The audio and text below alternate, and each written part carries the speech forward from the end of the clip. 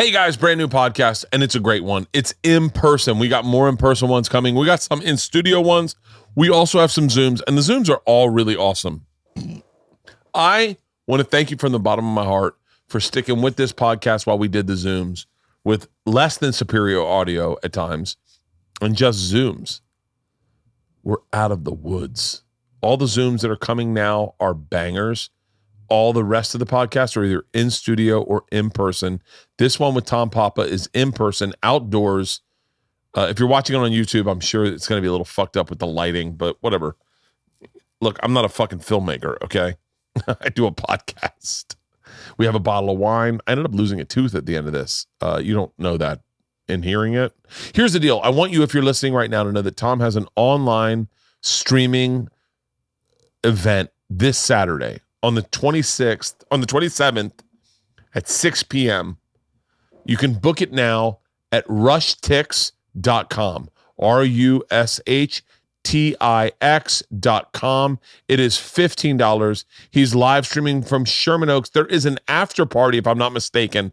Here we go. Let me just, this show will have a live studio audience. So you will hear real laughter and reactions from a group of people selected from ticket buyers. Live laughter is what comedy is all about. Yeah, no shit. I got that. It's a special part of the Rush Tix experience. All holders can watch the show for 48 hours after the live stream broadcast. 18 over event. It's the biggest comedy club on the planet.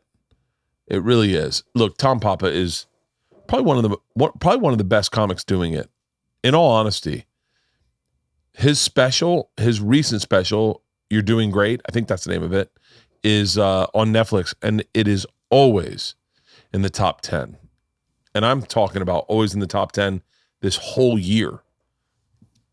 It's a little inside baseball I shouldn't have probably shared. Maybe Tom's like, hey man, I don't give a fuck to blow my shit up like that. It's legit always in the top 10. It's one of the best specials I've seen all year. Tom Papa is a baller when it comes to comedy. One of the best comics out. Sometimes I literally, you'll have an experience that I wrote about him. I'm writing a new book. I shouldn't say that. Whatever. I'm writing a new book, and I have a thing about Tom Papa in it, because you think you've had these great experiences, and then Tom Papa came up to me and he's like, hey, did you do the flying to Tanzania in a hot air balloon and then drink goat's blood experience? And I was like, what? And he's like, are you doing that on stage? And I was like, you're already talking about that on stage? It just happened like a week ago to me. He's the best. Check out his live streaming event. We have a bottle of wine. We have a great conversation. He's one of my absolute favorite human beings alive. Follow him on Instagram also. It's just Tom Papa, TOMPAPA. I can't say enough great things about this guy. Without further ado, let's get the podcast started, ladies and gentlemen. Today's and yes, I'm a little buzzed. My friend, stand-up comedian, podcaster, with a live streaming event this Saturday on the 27th at 6 p.m. Go to rushtix.com.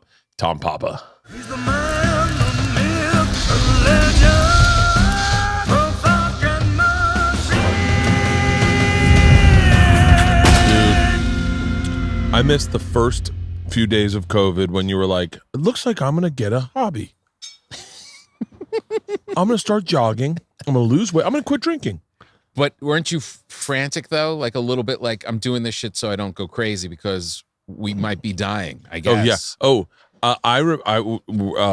Obviously we're outside the house that we're moving into soon. And we started this. I won't be moving, but we started this at the beginning. We purchased it at roughly around the beginning of COVID. So we would come over here. They hadn't started construction yet because I was panicking and I was like, sell everything. Yeah. We don't have enough money. Sell everything. Yeah. But can I tell you what I really miss? Mm-hmm.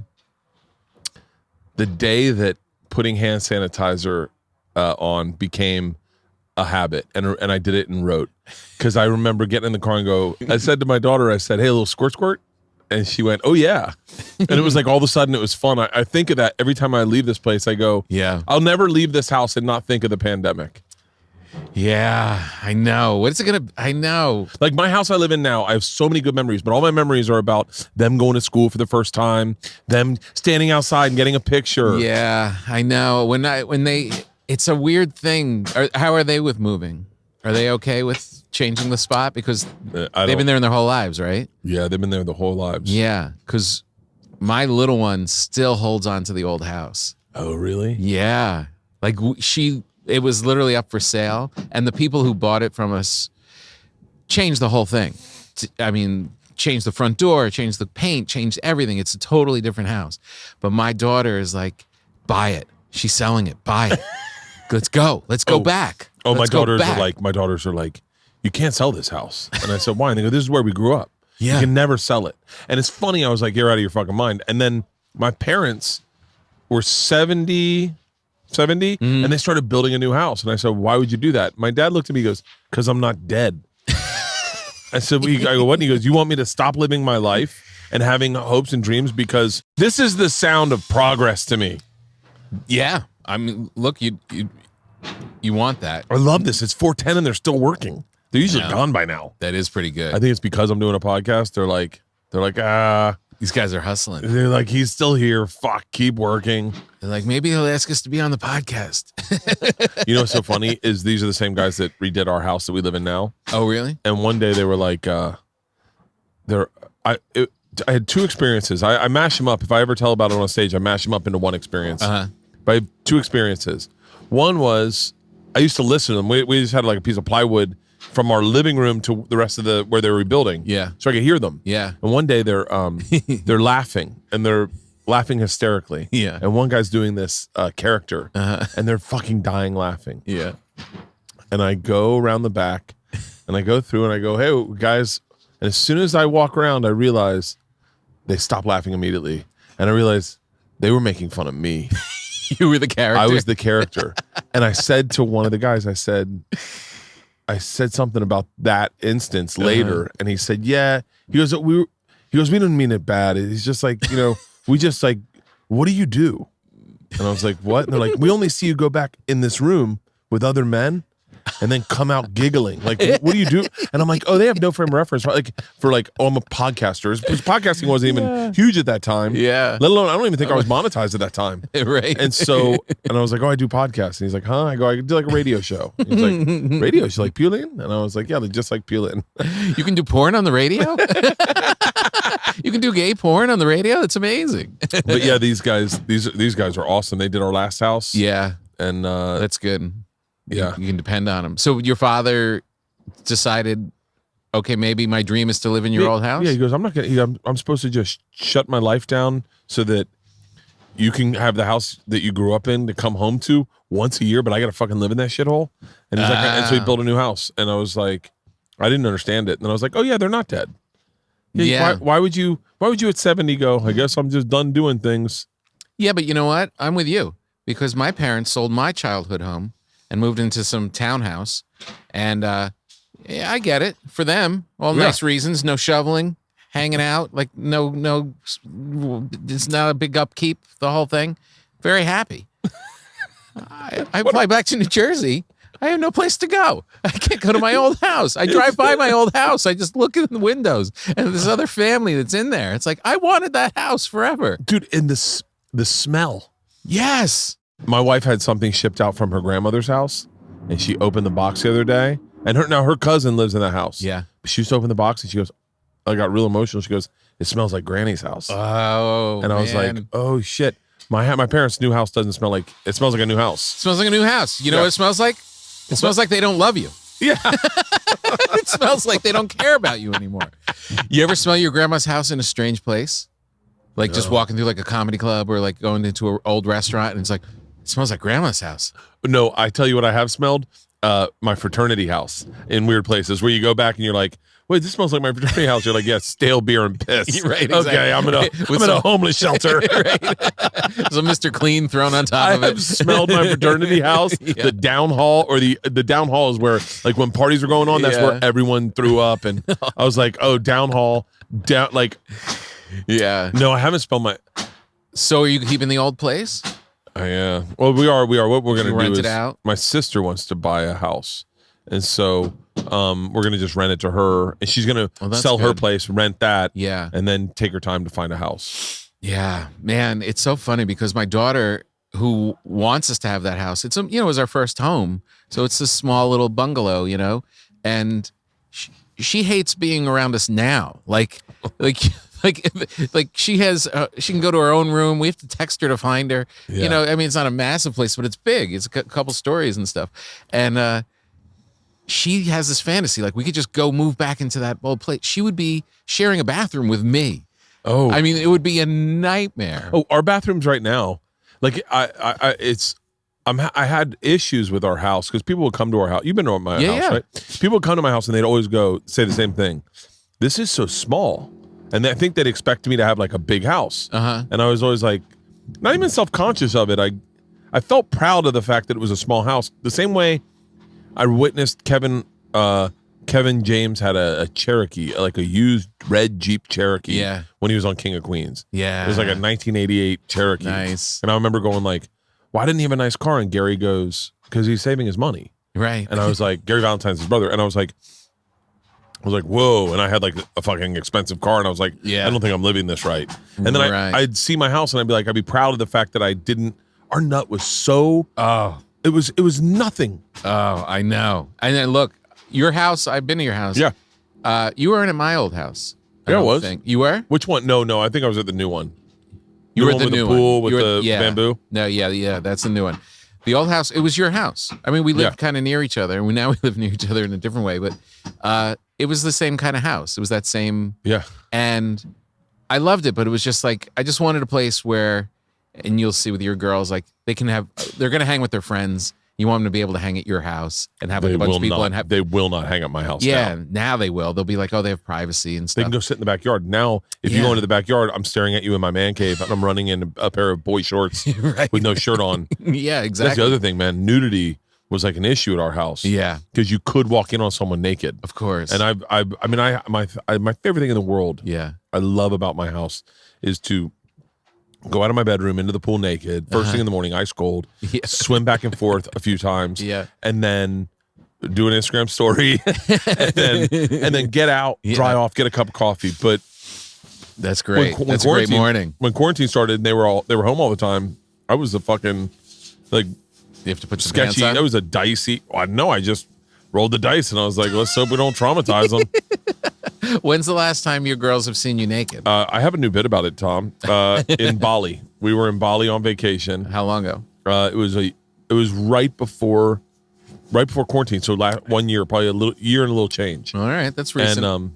And I had not to give away the whole bit, but I was in the most compromising position you could ever want to be naked. Oh, I was on my back with my feet in the air, joking to my wife, going, "Shave my asshole," and they walked in and fucking melted down. Like walked in.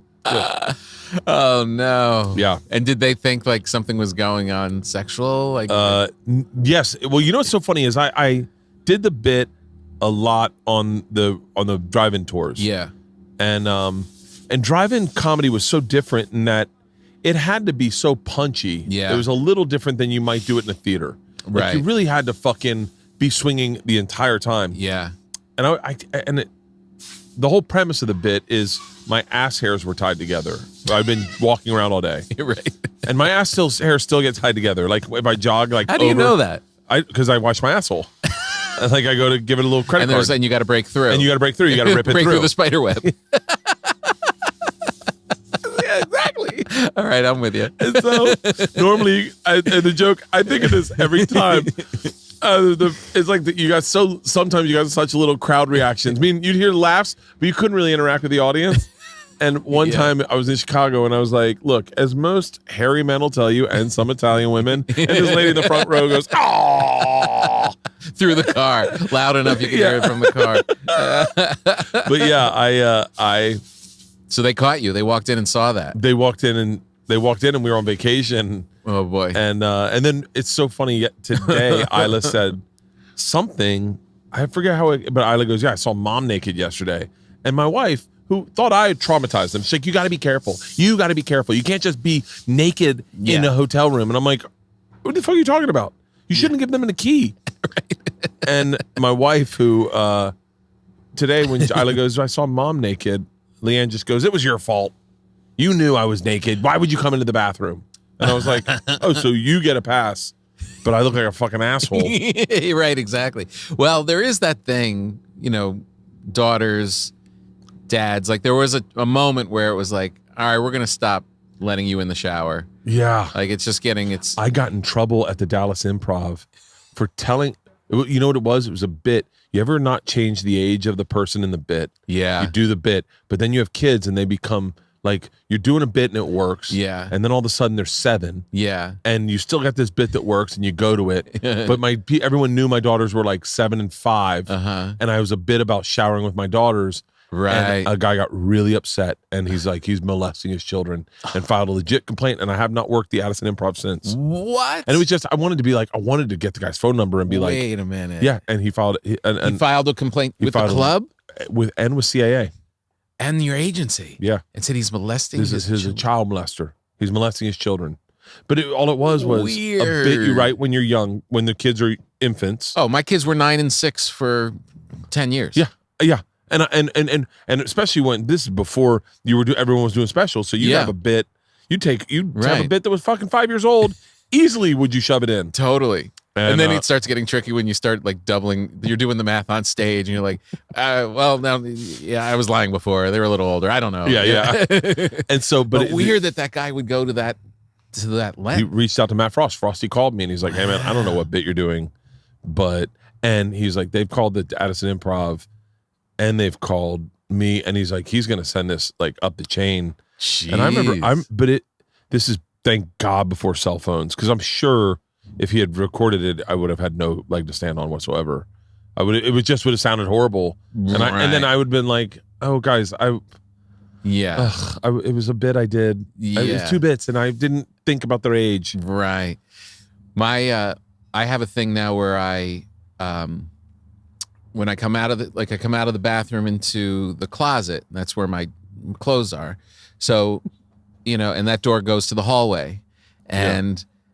I'm always like timing it. I'm very, I'm so aware of what's all happening in the house. Yeah. Like I know when people are upstairs, downstairs, and it's like, I always think like when I'm changing into my workout clothes or something, I'm going to get busted and they're going to see I just turn. So worst case scenario, they see my ass. Yeah. And it hasn't happened. They haven't seen me. I don't think they've ever seen me in the new house actually. And that's like 7 years now. Oh, wow. That's good. So now it's like beyond. Yeah. Isla was 11. Or no. She was 12 or 13 when she saw me naked. Right. And it was, but I remember seeing my parents naked. Like, you do? Oh yeah. When I was in 9th grade, by the way, my dad would totally say this is a lie. This is a true story. Right. This is a 100% true story. Let me just say, you don't even have to defend it that much because he sold your childhood house and I'm with you. Whatever you say about this man, I'm on your side. I was taking a shower one morning and he was running late for work and he was pissing and moaning. And you know how when you're a kid, you're sleepy and you're just in the shower, you're like, I'm coming. And he just got into the shower with me, his shower. Yeah. And he's like, move over. I got to wash my hair. What? And I was like naked. And I was like, oh my God. And all I did, and this is such a true story. And I know he would say this isn't true. What I did, because I was embarrassed, is I tucked my dick between my legs. And he had never seen that. And he was crying, laughing. And he came out. I'm now traumatized with a towel around me, complaining to my mom who's doing her hair.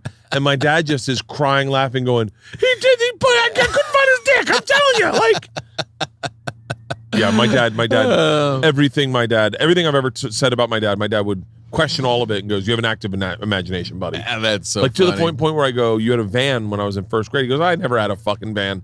My sister Annie, me and him got in a fight about it. And my sister Annie goes, you definitely had a fucking van. He goes, what are you guys talking about? What are you guys talking about? I'm like, maybe you have dementia. Like, yeah, maybe you're losing it. Yeah, I don't. My father, I saw my father naked when we went camping. I was in high school and we camped on like this property in Pennsylvania. And it was like his friend had a cabin and like, but so much land that we like hiked up and camped. And so we were down in this pond swimming. We were like, oh, let's just go for a swim. And it had this little dock. And I was like, I don't have a bathing suit. And he's like, yeah, who cares? And he took his clothes off. And I was like, is this normal? Like for us to be naked in the pond, and I remember I come swimming up, and I come out of the water, and he's sitting like legs wide open on the dock, and I'm now at like ball level, and I don't know what I did, but he made eye contact with me and just slowly cupped his balls. Like, maybe you're right. Maybe we should go for a hike. There's such a fine line with oh, get over it and getting molested. Like, there's such a like an uncle going, oh, come on, fucking just get naked, and then all of a sudden you're like, now I feel really uncomfortable. Yeah, but like a dad to a son, you know, you're playing sports together, you're doing whatever. It's like, you know, a glance is, you know, that's a dad should prepare his son to get naked in front of other men, because that will be your life. You will be getting. Look, maybe True, things are good changing. point. My life consisted of being naked around other men, right, from 14 until today. I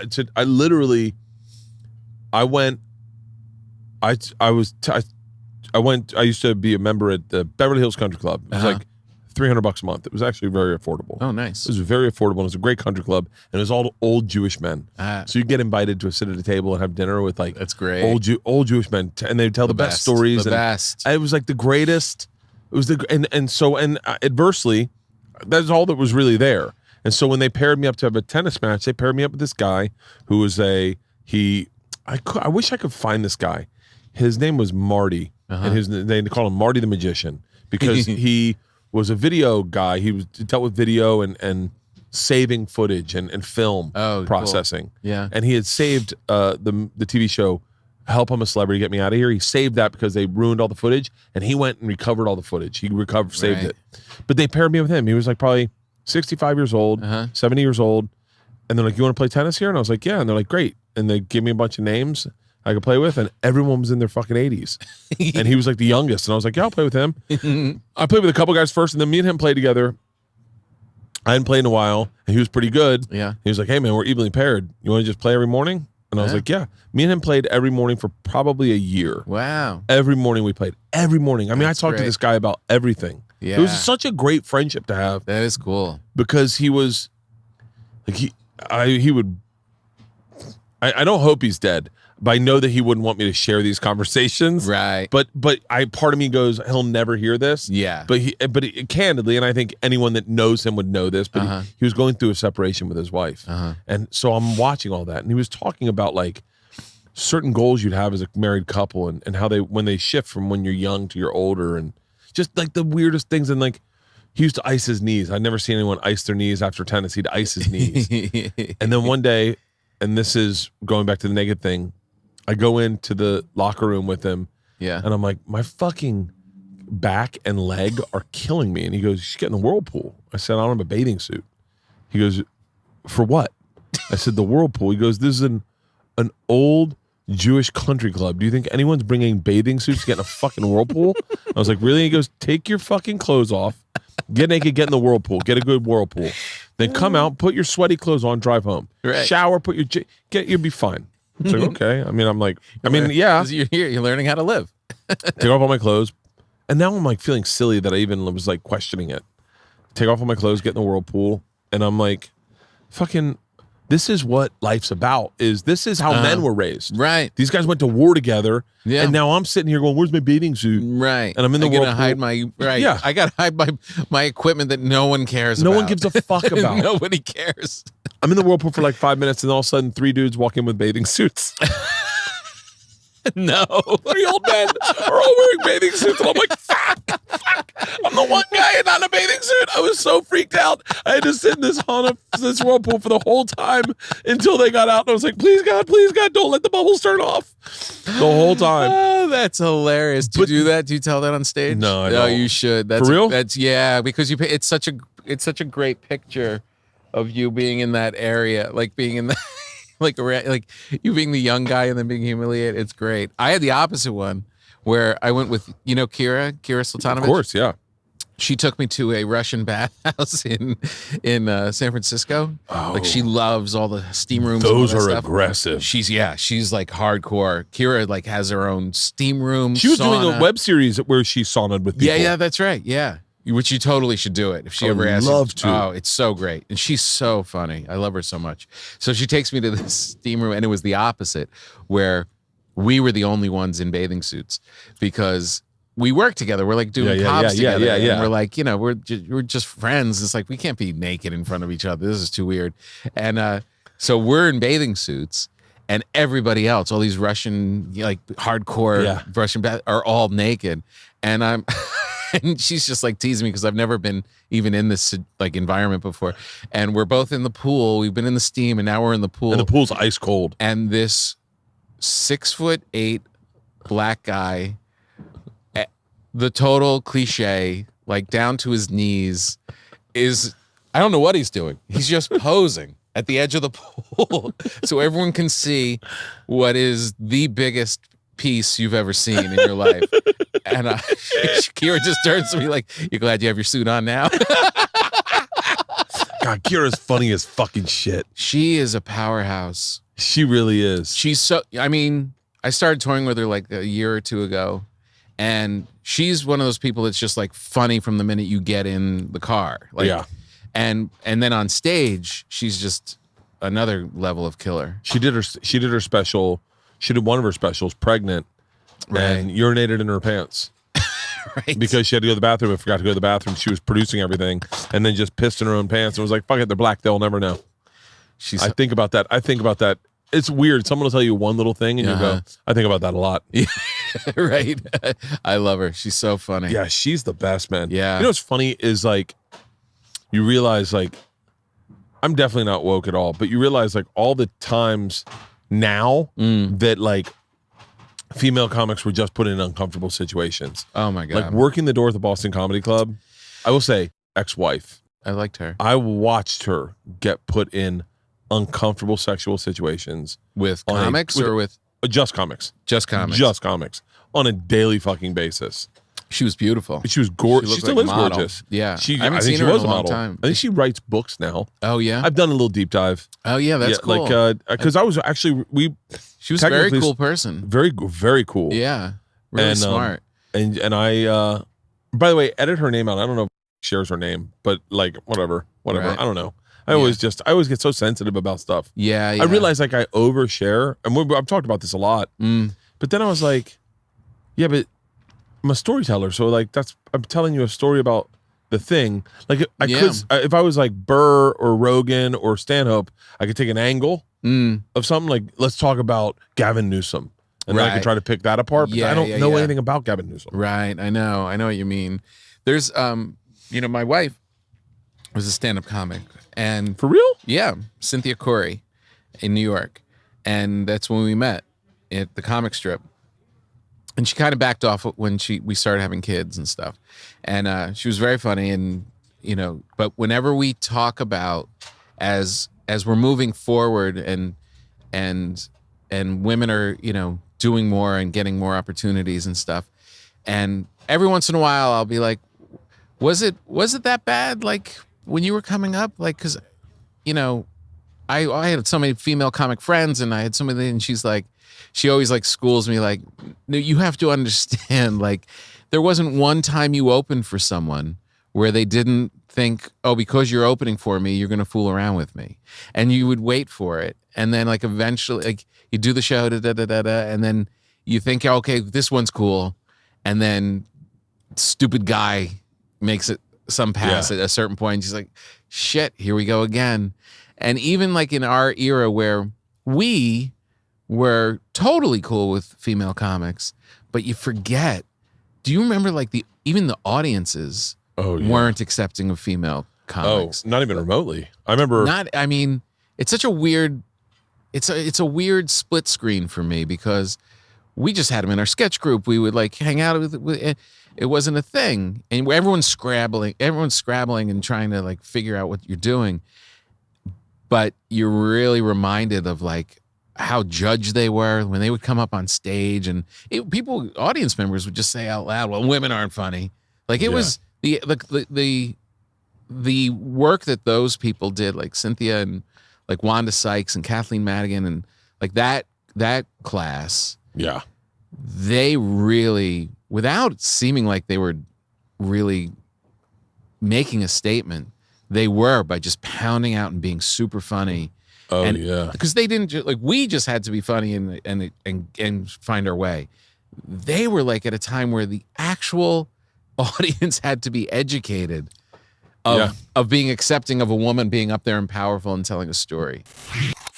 This episode of the podcast is brought to you by Blue Chew. Say it with us, Blue Chew. Blue Chew is making waves and bringing more confidence to the bedroom by offering chewable tablets that can help men get stronger and longer lasting erections.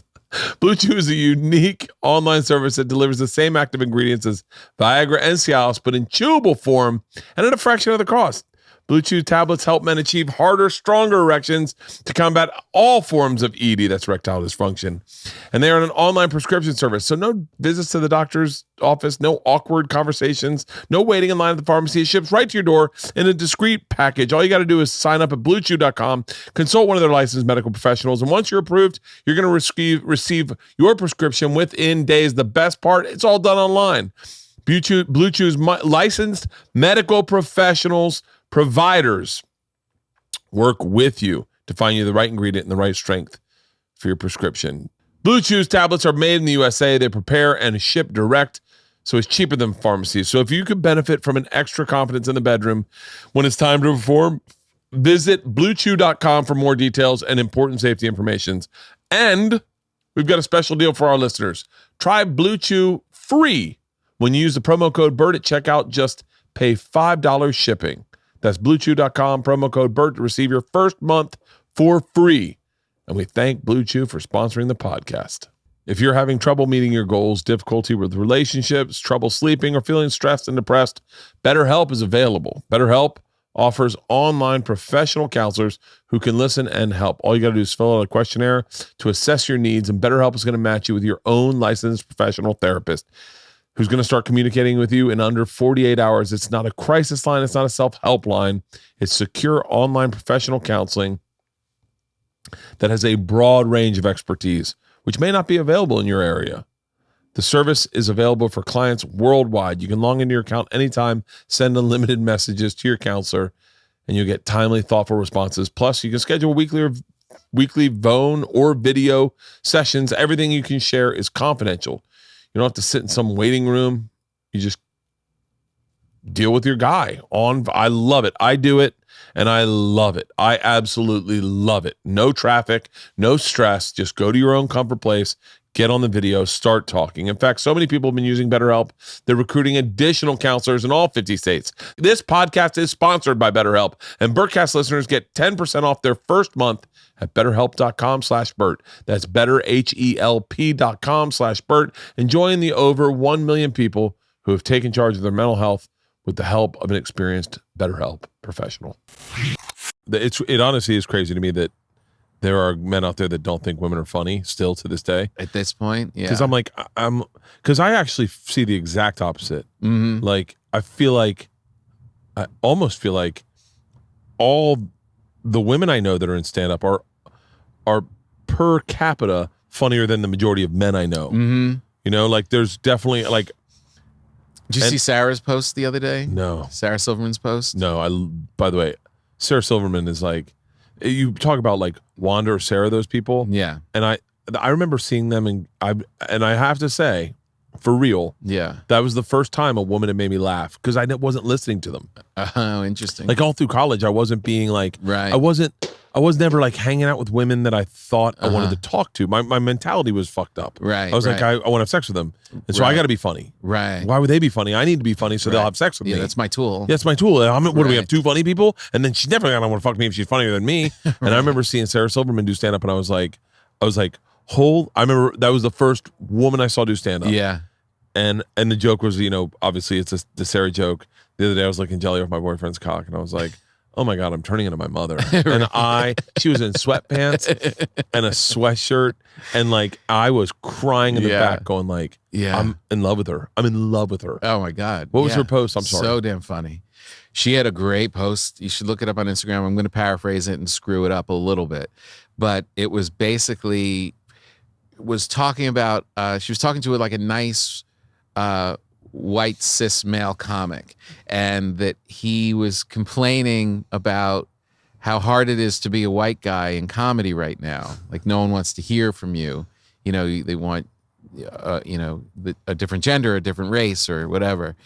And she was like, yeah, and I get it. I get you feel that. Like I get that, you know, you might think that way, but you know, it's hard to sympathize with it. And you're going to have to be great. You're going to have to be, how about like, you don't get a pass just for being in the game anymore. Like you have to be, no one's complaining about John Mulaney. Nope.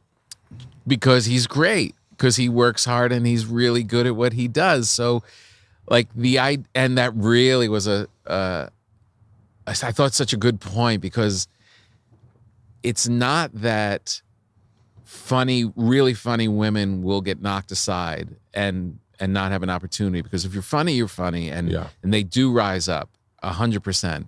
But the part which I never really thought about was, but being a dude, you can be not as great and still work, because you can fake bravado and you can be loud or whatever, and you can kind of get through a set just being, you know what I mean? But with the women confidence. didn't have, right. But that, you should look it up. I call it the early 2000s. That's all I did. Yeah. Fucking just go up on stage, chug a beer, rip my shirt off. What's up, Puerto Ricans? Oh man, I was so fast and loud when I was starting. Jesus. Oh man. It's that's a really brilliant, isn't it, statement, because the truth is, and it's, if you're a young comic, you should definitely hear this. A young white male comic and black male comic. I'll just say male comic, but you have all the tools.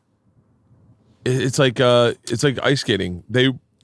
You go in as a gold medalist almost, where they're like, oh, this guy's not gonna fuck up. I feel safe here. Right. Whereas when you're a woman, you had to be great to get it recognized.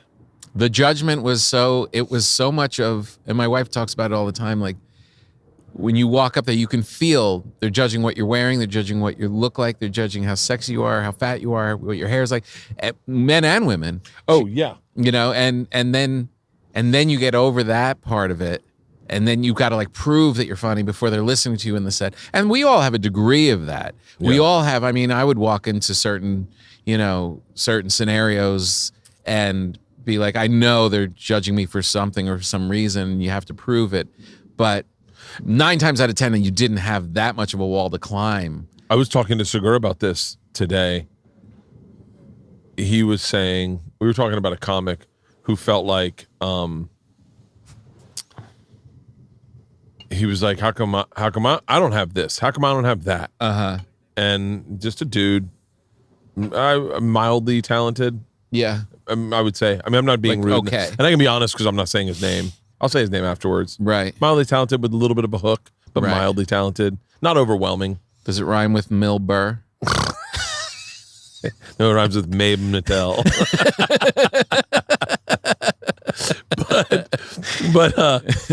and Tom was like, and I think at one point he was actually talking about me, and Tom was like, you know, well, it's funny because I wanted to say to him, you didn't do the work. Like you never did the work. You just coasted on your hook.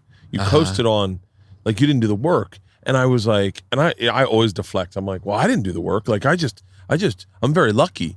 And then Tom was like, I wanted to tell him about me, about when, like, you know, when I get ready to do a special, I become a little obsessive compulsive. It's not healthy and it's not good. I have a little bit of a work ethic problem in that I don't consider it hard work. I just kind of become obsessive compulsive about things. Sure. And so if I'm doing a special, that's my focus. And by the way, I also don't consider this hard work. I say to my agent, I'm very lucky. I go, book me from Tuesday to Saturday. Mm-hmm. I'll fly home Sunday. Maybe I'll be home Monday. But if you can get me Sunday, Monday for 4 months out, just book me. Yeah. And I obsess about my material and I obsess about the hard work. And I remember when I didn't do that and I just did the road. I just do the road and I party balls off and I'd have an hour. I'd cruise on it. It crushed. And I was like, I don't need to tighten it. I'm funny as fuck. Right. I'm good. Yeah. And then you do one special. You're like, oh, I got to do another one. Oh, shit. And then you're like, oh, now I know what this work thing is. Right. And I definitely don't think I fit into the greatness category, but I definitely could fit into the part of going, like, I really give a fuck about. I'm not just showing up at the store to get a buzz. Right. Like, I would never remember saying to someone who murdered at the store, I remember being like, Jesus Christ, man, is that all new? And they're like, no, it's the main room. I'm not doing new shit in the main room. And I was like, well, why are you here? Right. Like, what are you, like, what, so you just say new shit for the OR? Like, I understand. Right. Yeah. Do a bit to get yourself comfortable in the main room. Sure. Like, weave them in and out. I followed your buddy, Jerry Seinfeld. And trust me, I was not doing a new bit to start off with. Right. I understood that me taking my shirt off would probably get him to leave the main room. Right. So I was like, but I want him to hear the laughter while the shirt's off. So he goes, okay, whatever it does, it works. Yeah. And then I remember saying to the audience, is he gone? And they're like, he left immediately. I was like, perfect. Guys, I hate this. Jerry's gone. I'm going to do some new shit. Is that funny how you really please just go. Just go. Yeah, just leave. I respect him so much. I've heard comics talk shit about Jerry where I go, you can't do that. Like, I remember being around Rogan and he's like, you can't do that. He's Jerry Seinfeld. Someone was saying something. Yeah. Talk about work. Another guy. I mean, there's no mistake. Rogan was like, you can't do that. He's Jerry fucking Seinfeld. Don't ever forget, you're not Jerry fucking Seinfeld. Right. He is. And all of us are like that. Yeah. But there is like a definite part where I go, like, I would love to see him just have to sit and watch 5 minutes of me and just go, why is his shirt off? Right. Like, why isn't he wearing a suit? Right. Yeah.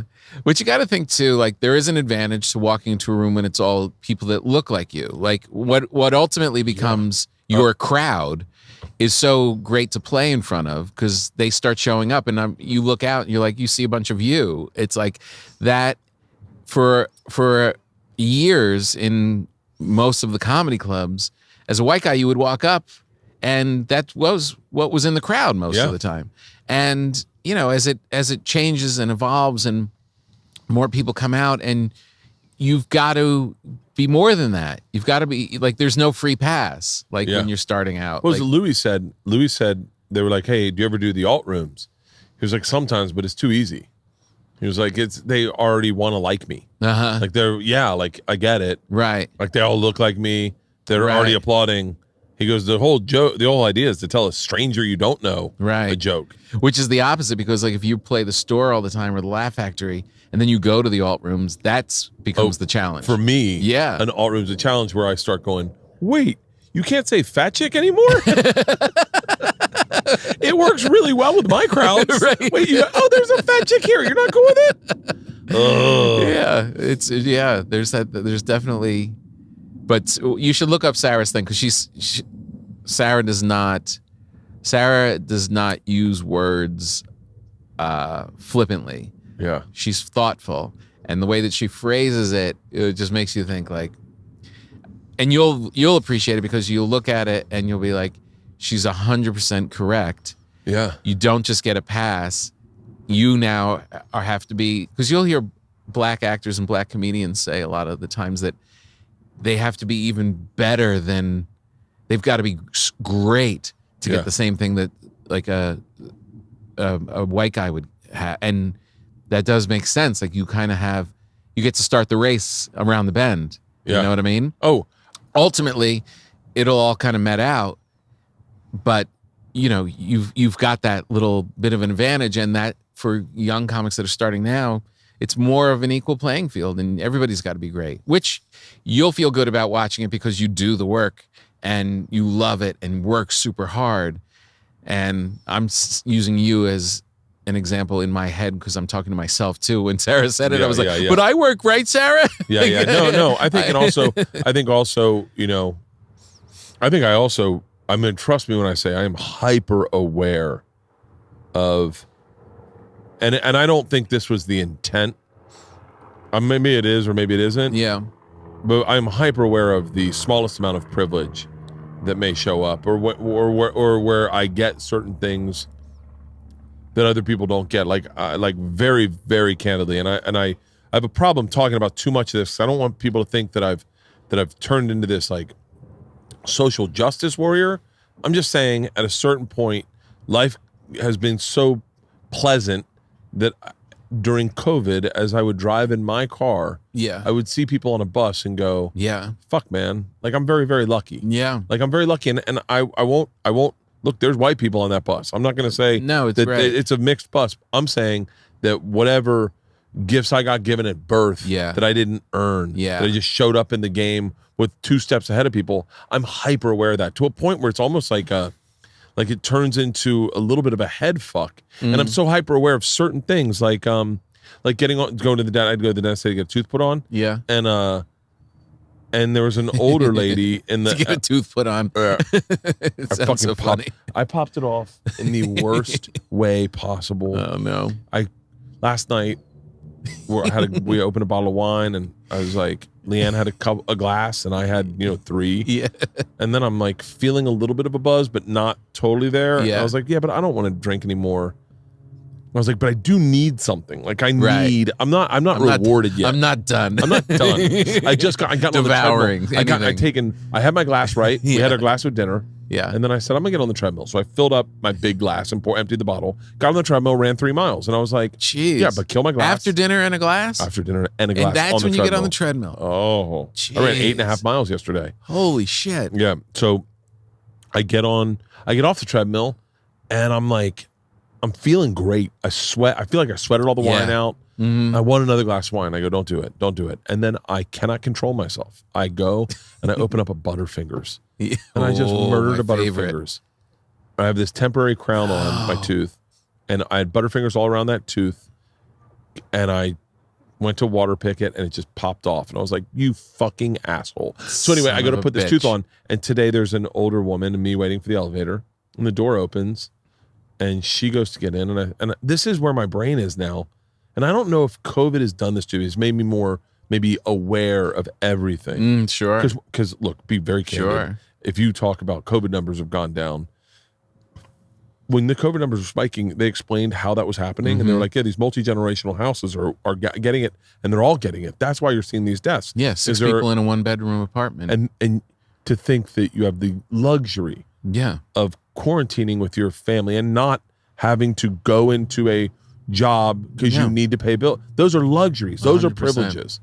But this older lady gets in the elevator, and I just go, ma'am, are you comfortable with me getting in the elevator with you? She was like, what are you going to do to me? And I was like, oh, fuck. I think I'm being hyper aware.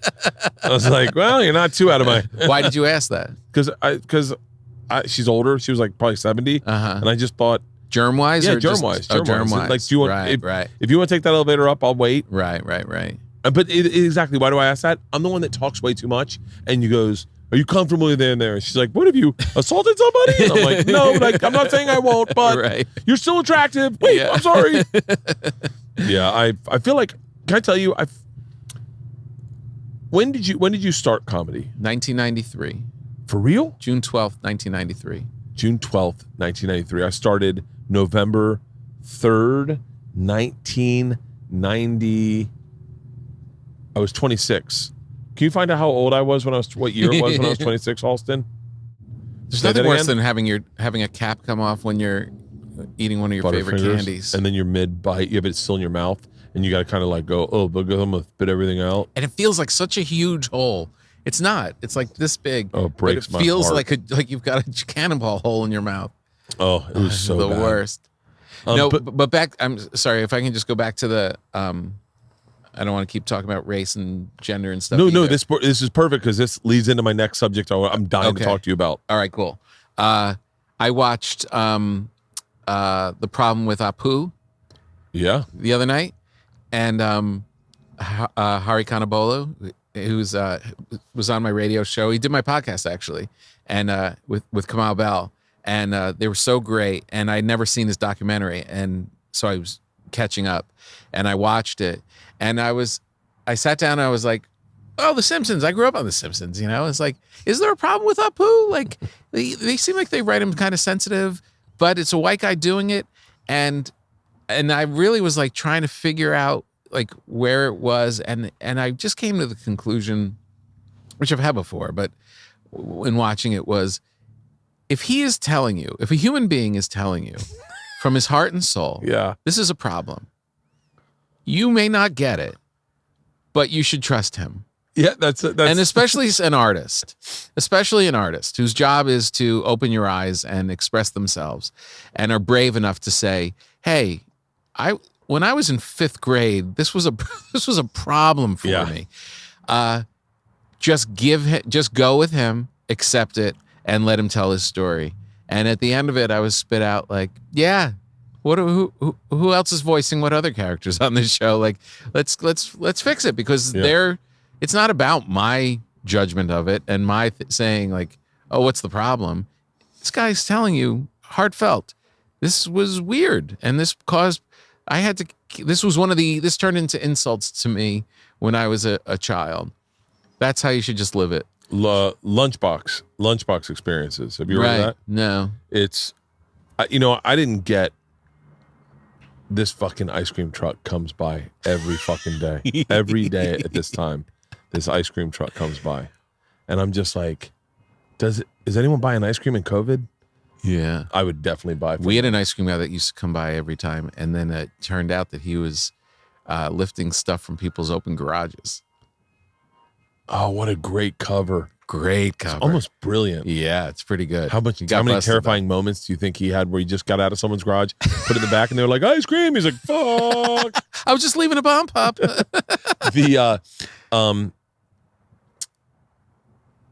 Two things. So the first time I ever heard the word cultural appropriation, I didn't know what it was. Mm-hmm. I couldn't understand it. Yeah. I was like, I don't get it. Yeah. Like, why? Like, I get white people shouldn't have dreadlocks, but like, I don't really wrap my head around it. Yeah. This was, it had to be like probably 4 years ago.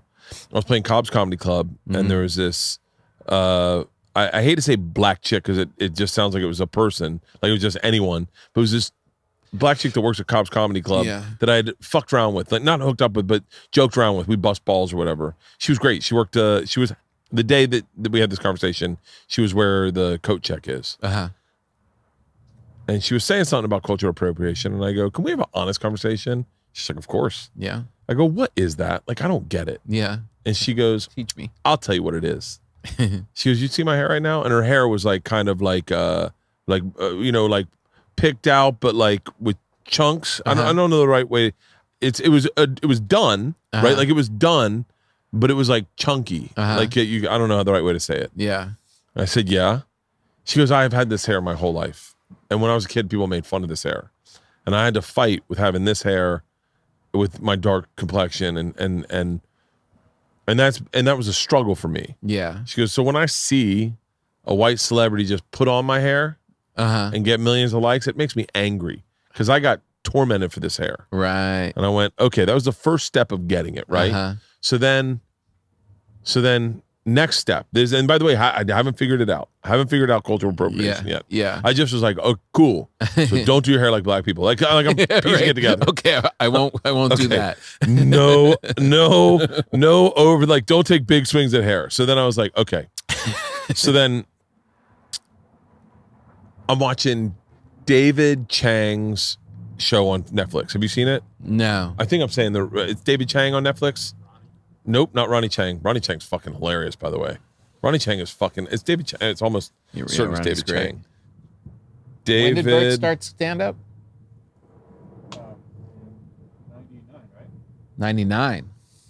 David Chang is an American restaurateur, author, and he started Mamafuku restaurant group. Okay. And so he's like a legit. So David Chang does a bit with Aziz Ansari. Now, at the same time that I'm watching this, Kumail Nanjiani gets ripped, right? Ripped and jacked. Oh, yeah. And as a typical comic, as you will, it doesn't matter what color the guy is, what sex they are, we start making fun of them in our head. So we're like, I liked you better when you were funny, right? By the way, let's put a pin in that. Don't just hold out the statement. Yeah, That's not my whole statement. I got you. So I'm watching this David Chang. I wish I knew the name of his Netflix show. I'm watching his show, and he's over at Aziz Ansari's house, and Aziz is his mom's making dinner. And Aziz is they're explaining cultural appropriation with food. And a lot of chefs have gotten in trouble for it because what they do is they'll steal hints of a cultural food, throw it in, and be like, yeah, it's bibimbap. And they're like, and then people who are Korean go, hold on 1 second. That's not bibimbap. I grew up in Bibimbap. I had to take Bibimbap to school in the 80s when people were like, who fucking shit in your lunchbox? Right. And Aziz and David Chang have this conversation about going to school with food that wasn't peanut butter and jellies and bologna sandwiches and having white kids make fun of them. Sure. And then how it feels now to have their food be hot. Right. When they've been eating it their whole life. Right. It's like the way you feel like about your favorite band when you're like, no, I liked them when no one knew who they were. Right. And now you're gonna say you're not a fan. Yeah, no, I'm a fucking fan. Right. You don't get to. Yeah. You don't get to say. So then I'm on Two Bears One Cave, and by the way, very candidly, I'm trying to be as much of an open book as possible, and I don't know what I've always said, but I'm busting balls with Kumail or whatever, and it dawns on me. Cultural appropriation dawns on me. Right. And Harry's movie, which I saw and was like, I didn't really wrap my head around. Right. And I was like, I guess, but like, wasn't that representation in my head? Right. I see Kumail and I see he's jacked, and I go, oh, that's representation. That is the opposite of that. Is Kumail showing every young Pakistani kid. Yeah. You don't have to be the computer programmer. Oh shit. You don't have to be the Apu to be in a movie. Yeah, you're an inspiration. You can be the fucking guy that takes his shirt off and everyone's like, who the fuck is that guy? Right. And you're like, fuck. Yeah. And then all of a sudden, if you're a young Pakistani kid, you look at it and you're like, oh shit. Right. I can be anything I want to be. Yeah. And then adversely, you look at Apu and you go, oh, that was white guys going, we should put an Indian in here. But clearly it's not like representation. It's not like like he just. And I always thought that Apu was, more thoughtful and looked at everyone else in the town as being dumb. Yeah. Like, he was more thoughtful and more soulful, but when it's dressed up in that other way, you have problems. And the hard part for me always was, and I'm sure you bump up against it too, is that the way you grew up and the way you kind of see the world and your friends, and especially being in the arts and being surrounded by every type of everything, that I look at life as like this celebration, and I love telling people I'm Italian and sharing my stuff, and I love that my wife is Lebanese and Polish, and learning about those cultures and celebrating that stuff. And I loved when I was growing up and rap was like, 90s rap was like becoming this, and just soaking it. It was such a celebration. It was all out of love. And then all of a sudden it was like, wait, you can't be a part of that, or you can't do that. And you're like, but I love you. Yeah. But I really truly love you. And they're like, yeah, but you can't profit off of this. This is ours. Step back. This isn't your thing. It's like, yeah, but I just tell everybody how great you are. Yeah, that's the difficult thing. To be called when and I don't know Harry. I know Kumail. I'm I'm getting old and every fucking name escapes me. No, fucking Kamal Bell. Kamal. Yeah. I was gonna say Kamal and Kumail. Yeah, stuck in my head. Yeah, I know Kamal fairly well and enough to reach out to him. Yeah, it did sometimes. Maybe I'll say to reclaim your power as he did, and say I'm gonna, and then all of a sudden when they're saying something about that. You're sitting there watching that movie, and I know this is how I watch that movie. I was like, first of all, I've never once been intentionally racist. I've never watched The Simpsons and been like, yeah, take that, you fucking dirty. Like, I've never, I watched it going, I love this character. This is a character I grew up with. Right. And so sometimes when you hear that, you're going like, wait, I'm not a bad guy. Right. Like, I'm just a guy who watched The Simpsons. I wasn't trying to, if you told me it was a hate crime, I wouldn't have watched it. Right. Like, I just was like, I thought it was funny. Like, and so sometimes I'm laughing at him like I'm laughing at the Christian guy, like Flanders. Yeah, it's like whatever, right? Yeah, yeah. And so I think, and the thing that cuts through the confusion for me is that thing of, no, he's telling you. Yeah, that was when I was 6th grade. This made me feel a certain way, and I've carried this so long, and I've carried it so far that I'm a grown-up man as a successful comedian and writer and producer, and I'm still need to make this point.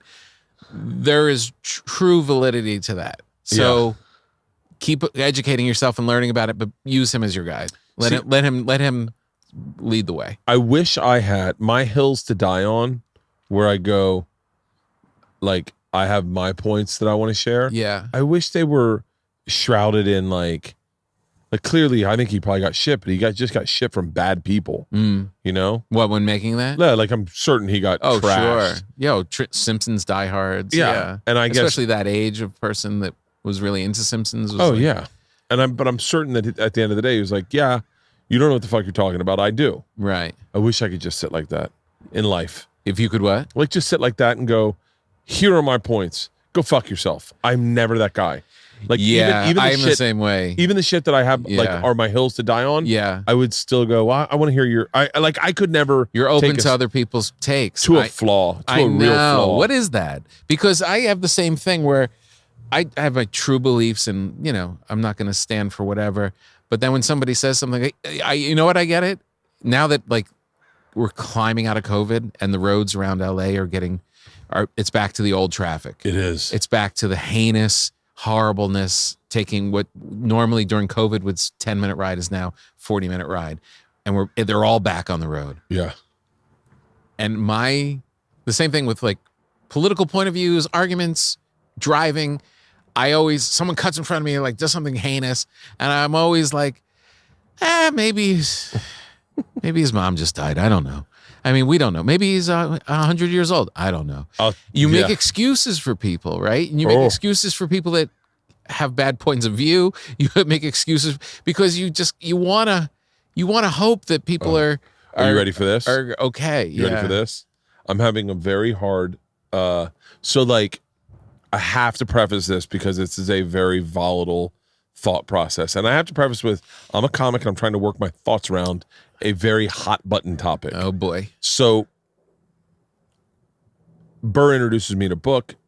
I have this big joke, you shouldn't read books. If you're not the smartest guy in the room, don't read a book. Book introduces a bunch of ideas into a dumb brain that then forces you to repeat them at a party because you just read a book and you're so proud because you never read a book before. So coincides with me getting interested in history, coincides with these the Capitol insurrection. I don't know the right way to say it, but like I heard them call them. Yeah, insurrection is what I'd call it. Yeah, that's what everyone. And then I start reading. I start listening to this amazing podcast. Probably in my history of podcasts, top 5 I've ever listened to in my entire life. What's my number 4? Yours is number 4, Breaking Bread with Papa. But it's called Revolutions. And I start listening. Last night, I started listening about the French Revolution. Ooh, cool. But I've listened to the revolutions that happen all through South America. Yeah. The revolutions, obviously, that happened in the United States with Cromwell, and listened to the Russian revolutions. Oh, wow. I've listened to all these revolutions. That's great. And it's interesting. Yeah, it's got to be. Because especially when you take the Russian Revolution. It is, I can't help but think it is a shift, a sliding glass door moment where we don't look at what we just saw and that become our reality. Like where every revolution, you know, the big knock, and I don't know everything about everything, so I'm just saying, but the big knock was that people were saying that the Capitol Guards kind of let these people in, like that they weren't. Dave Chappelle said differently, that he had guard friends that didn't let them in. Yeah. But from what I've heard, is the view's been that the Capitol Guards were more like, you know, and that the cops that have been beating down the riots were more like the Black Lives Matters were racist. And so all of a sudden you start going like, well, that's what happened with Tsar Nicholas or Tsar Alexander, is that the Russian guards were like initially shooting people and killing them, and then all of a sudden they're like, fuck it, go into the palace, kill them. Right. And it's amazing to think that whoever wins writes the history. Right. Had these guys, for whatever reason, maybe caught Nancy Pelosi and AOC. I don't even know who AOC really is. Like, don't know much about her, but I know she would not have been safe in that moment. No. Had they caught them and like, what would have happened? Been a hostage situation. It's so fascinating to me that throughout history, including American history, people have risen up and fought against what they believe to be tyranny. Right. Which I'm certain if you ask any of these insurrectionists, they would tell you what happened was tyranny. And by the way, what's crazy is you got to admit, or you not admit, you got to kind of logically assume that not half the country, but half the country voted for Trump. So let's just say half of that probably look at those insurrectionists as like, they had some good ideas. And then you start going, so what if they had one? Like, what the fuck? Like, or how about this? Yeah. What if that had happened on the flip side and Black Lives Matters stormed the Capitol and took it over during the Trump days? How much of Hollywood would be like, fuck it, man. Let's have a fucking revolution. Right. Like, it's so fascinating to me that it's happened throughout history. Right. And then when we witnessed it, like we saw it up close, we had certain viewpoints that possibly we would have had we been in Russia in 1917 or in the 1800s in South America.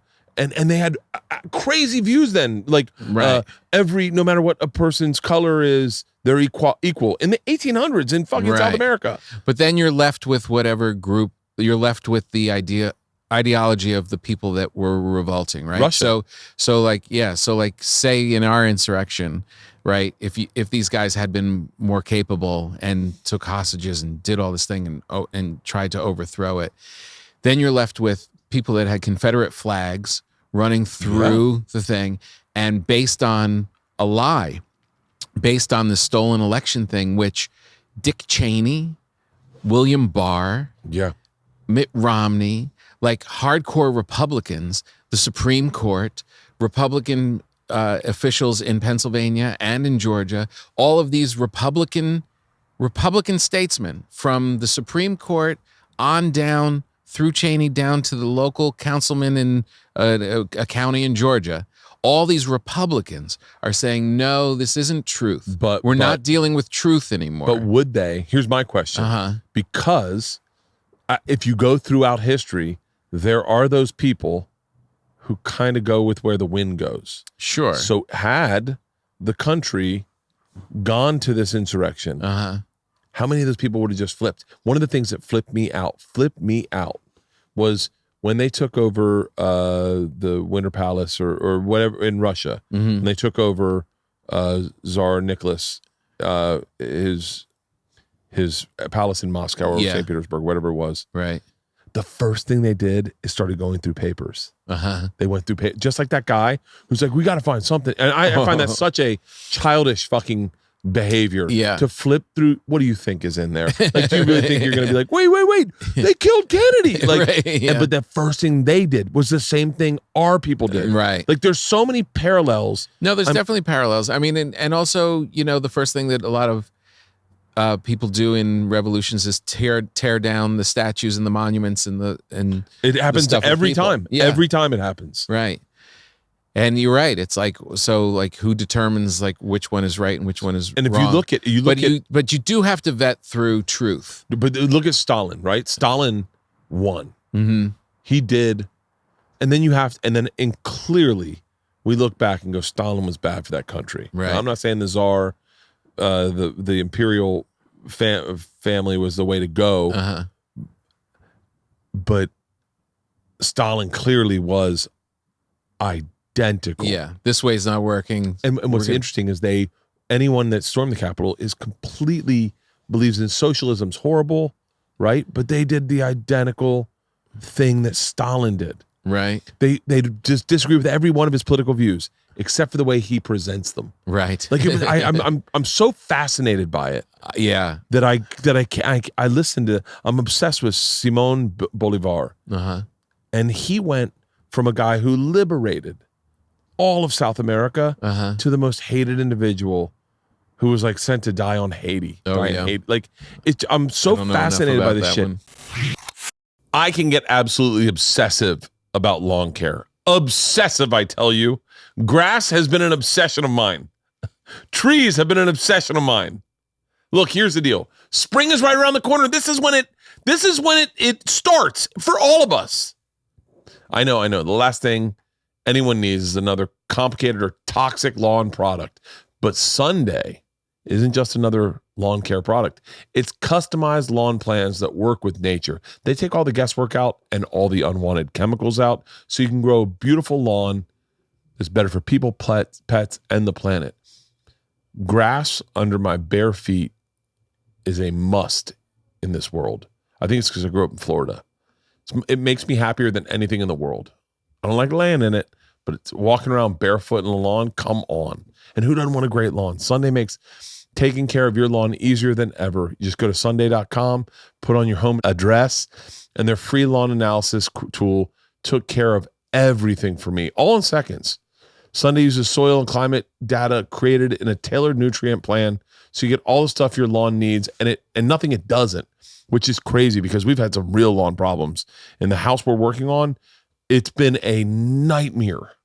Sunday is made with ingredients that you can actually pronounce, like seaweed, iron, and molasses, so you can actually grow and feel better about it. Sunday explains exactly what you get and why, and everything is waiting at your door when you need it. Best of all, this stuff really works, and our grass looks freaking phenomenal. Let Sunday take all the guesswork out of growing a greener grass.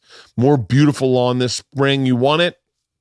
Visit getsunday.com/Bertcast to get $20 off your custom lawn plan at checkout. That's $20 off your custom plan at getsunday.com/Bertcast. You know what's funny to me is like, and this is the point I've been dying to talk to you about, because I think you're kind of like me in like me and you, I could be wrong, but I'll say me and you love doing Rogan. Yeah. But like, I'm not good if it's like a hot button take on something that maybe like Rogan's a lot more comfortable with, Burr's a lot more comfortable with. Right. I want to talk about like fun shit. I want to like have a glass of wine, smoke a cigar. Right, exactly. Talk about fucking, like, if we want to talk about pelicans and the migration habits of pelicans, I'm fucking into it. That's funny because whenever I'm on Rogan, we always end up talking about raccoons. Yeah, me too. I always lead him to raccoons. It's like he knows who his friends are, and he's like, listen, I'm not going to talk to Bert about transgendered athletes.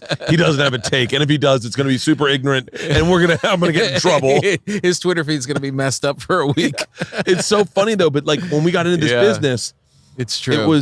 It was more guys like us, meaning, and I you know better than I do, but like when we started this business, that back table at the cellar or on the stoop at the Boston or the side table at stand at a comic strip, it was more like comics busting balls. Politics was I'm curious when. No, I know. When did politics get into comedy? I think that it happened when news became entertainment.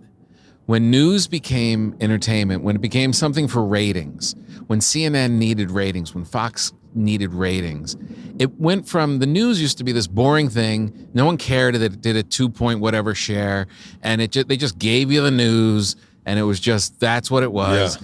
And then it became show busy. And, Jeff Zucker, who runs CNN, ran NBC. Like I was in a room with that guy. He gave me my first pilot at NBC. Like, he a fun guy. And now he's running the news. And he was running the news and CNN. Like, holy shit. Like, this is just entertainment now. Yeah. And we lost the grown-ups. There weren't just guys with like jowls and like who looked like a grandpa, like telling you the news, like Walter Cronkite. It was like pretty people and doing stuff. And all of a sudden, the level of grown-up and long, thoughtful conversations, it all kind of went away, and it became poppy and so you lost these when in the absence of having real grown-ups doing the news. Yeah. Jon Stewart, Stephen Colbert, these people became like more credible than the people you were propping up on CNN or Fox. There was no difference between Bill O'Reilly or Jon Stewart. That's so funny you say that. I was a huge Chris Cuomo fan. Like I was like it's odd to be a fan of someone in the news. In the news, like right? I was a fan of his because and it's what it is. Showbiz. It's just branding. Yeah, his brother's the governor. Right. I'm like, fuck yeah. Oh, I know Mario. Yeah. Mario Cuomo's dad. Oh, I love this guy. I love this guy. Totally. And then he got COVID, and I saw some negative coverage on him on Fox. Like Fox News comes up in my feed. Yeah, all of it comes in my feed. I saw some negative coverage of he was trying to buy a house during the period he was supposed to be quarantined. Right. But I'd followed him, walked up the stairs. Yeah. Like I'd followed him, walk up the stairs. And I was like, and I was heartbroken that he had to be away from his family for 14 days. It's a drama. Yeah. It's a soap opera It's a with a soap news opera. guy. And then all of a sudden I'm like, fuck that guy. Like in my head, I'm like, Yeah. fucking, what did the guy call him that was, he called it the same as the N-word? Cracker? No. I go, fuck Fredo. He got called Fredo one time. Right, the Fredo. Dude, he got into listen, I would never fight Chris Cuomo, but this guy got into his face knowing Chris Cuomo hits me, I'm getting fucking millions. Right. No, and it became like all of a sudden, so then when people start looking to comics as the people, the arbiter of the people, yeah, sure. And by the way, I have another bottle in there. We can always I'm just gonna need to pee in a minute. go ahead. Yeah, whatever you gotta do. All right. All of a sudden politics became, they started looking to comedians for the truth. They started looking at comedians. This was a group of people who were not bound by anything, who were delivering truthful. Jon Stewart was like trying to cut through. He was trying to just Jon Stewart's and so and good. then all of a sudden politics became a thing. Like when I was at the Cellar in the beginning, no one talked about politics really. No one. There was And one Manny, guy, not Fred Durst. Fred out of San Francisco. There was one guy who talked politics. Yeah. Fred. I wish I could remember his name. It's not Fred Durst. Will Durst. Will Durst. Right. Yeah. And he was a political comic. And then Manny at the Comedy Cellar, the owner of the Comedy Cellar, rest in peace. He used to give me newspapers. He used to give me and Greg Giraldo newspapers and beg us to read about this so we could discuss it and have debates the next day. Like, because that's how no one was talking about politics. Yeah. Like, he was like, please just educate yourself so I can have someone to have a political discussion with. And it became like this thing now. It's become like all of a sudden comedy is like this place where every cultural flashpoint. I mean, look, just even in our conversations, it's like, you know, if we were doing this podcast in the 80s, we were just talking about farts and sex and getting wasted. Yeah. And we can't help but be thoughtful and need to discuss gender and race. And listen. I've never listened. Yeah. Why would you ever? When I started comedy, you never heard another one's point of view. You had a take, and that was your angle, and then you just did it until you won. But this is back to what we were saying before, how like you and I, like, you're like soaking it up like a sponge. You're like, Yeah. I want to hear what Sarah has to say. I want to hear what fuck yeah. this person has to say. I want to just take it all in, and they all kind of make good points. And then you realize when you walk out on stage, when I walk out on stage, I'm not going to take a hardcore point of view on the Israeli-Palestinian problem. Like, all right, I have to pee because Go pee. I want to talk to you about something, but I'll figure it out what it is while you pee. It's ugly delicious. It's so fucking good. It's so good. If we're continuing to record right now, I will take 2 seconds to talk about how great David Chang is. First of all, I fell in love with him when he said Domino's Pizza is legit good. This is a guy who's a chef, and let me tell you something. He's right. Domino's Pizza fucking rocks. It does. And I'll also say Papa John's rocks. And I'll tell you right now, I've been watching way too much of Foods That Built America. I want a Big Mac. I want a Mac. I want a Whopper with cheese. I want a Snickers bar. I ate 2 Milky Ways the other night because I found out Milky Way was the first candy bar. It was revolutionary. They were a candy bar that was bigger in size than a Hershey's bar, but cheaper to make because it was filled with nougat, and nougat was filled with air. So it was a bigger bar, but it was cheaper to make, so they could make it for less. I was blown away. And they said the guy who came up with it was Mars's son. Mars was estranged from his son. By the way, don't let me pivot from this conversation. I'm just sharing this since you were gone. Mars, the guy that was a candy maker, his son gets in trouble in Chicago for putting up playbills, right, on the walls. Gets arrested, doesn't know anyone in Milwaukee or in Chicago, calls his dad in Milwaukee. His dad drives down, picks him up, and says, what's going on with your life? And he's like, I'm fucking lost. And he's like, well, I make candy bars. They're having malteds together. And he says, you ever think of doing like a malted candy bar? And his dad's like, I don't think that would sell maybe here. And he goes, malted sell everywhere. You should make one. So they made the Milky Way. That was the malted candy bar. And he called it the Milky Way. And I'm not a big Milky Way guy, but all of a sudden, I'm like, fucking I'm at the store getting my blood pressure medicine, and I'm like, fuck it. I'm getting like 10 Milky Way bars. We're all having Milky Way bars. Milky Way bars are fucking amazing. They're really like, I always thought legit. Snickers There's a reason like, they were around for 75 years. they're so good. And then it ended up ruining their relationship. They split up. Really? Yeah, because the son wanted more credit than his dad felt he deserved. And yeah, it was pretty interesting. What was this? This was a podcast? Adam Richman hit me up and was like, hey, I got a new show on History Channel. It's modern. He took over Modern Marvels. And I was like, oh, cool. And then he was like, I'm also on doing Foods That Build America. You should check it out. And I was like, okay. And I didn't know anything about it, and I'm obsessed with it. I'm obsessed with it. Yeah. The whole battle of Burger King and how, like, it's kind of reading a book about shit you already know about a little bit. Yeah. Because, like, they're like, Burger King had the first conveyor belt. And I'm like, wait, what about flame broiled? And they're like, it was a broiling conveyor belt. And I'm like, wait, what about flame broiled? And then all of a sudden he's like, and then they realized that if they added a little flame at the end, it gave it that taste of the grill. Hence the flame boiled raw. And I was like, shut the, like, it really, I don't know. I'm a sucker for history right now. He's the Man versus Food guy, right? Adam Richman. Yeah. He's a very fascinating dude.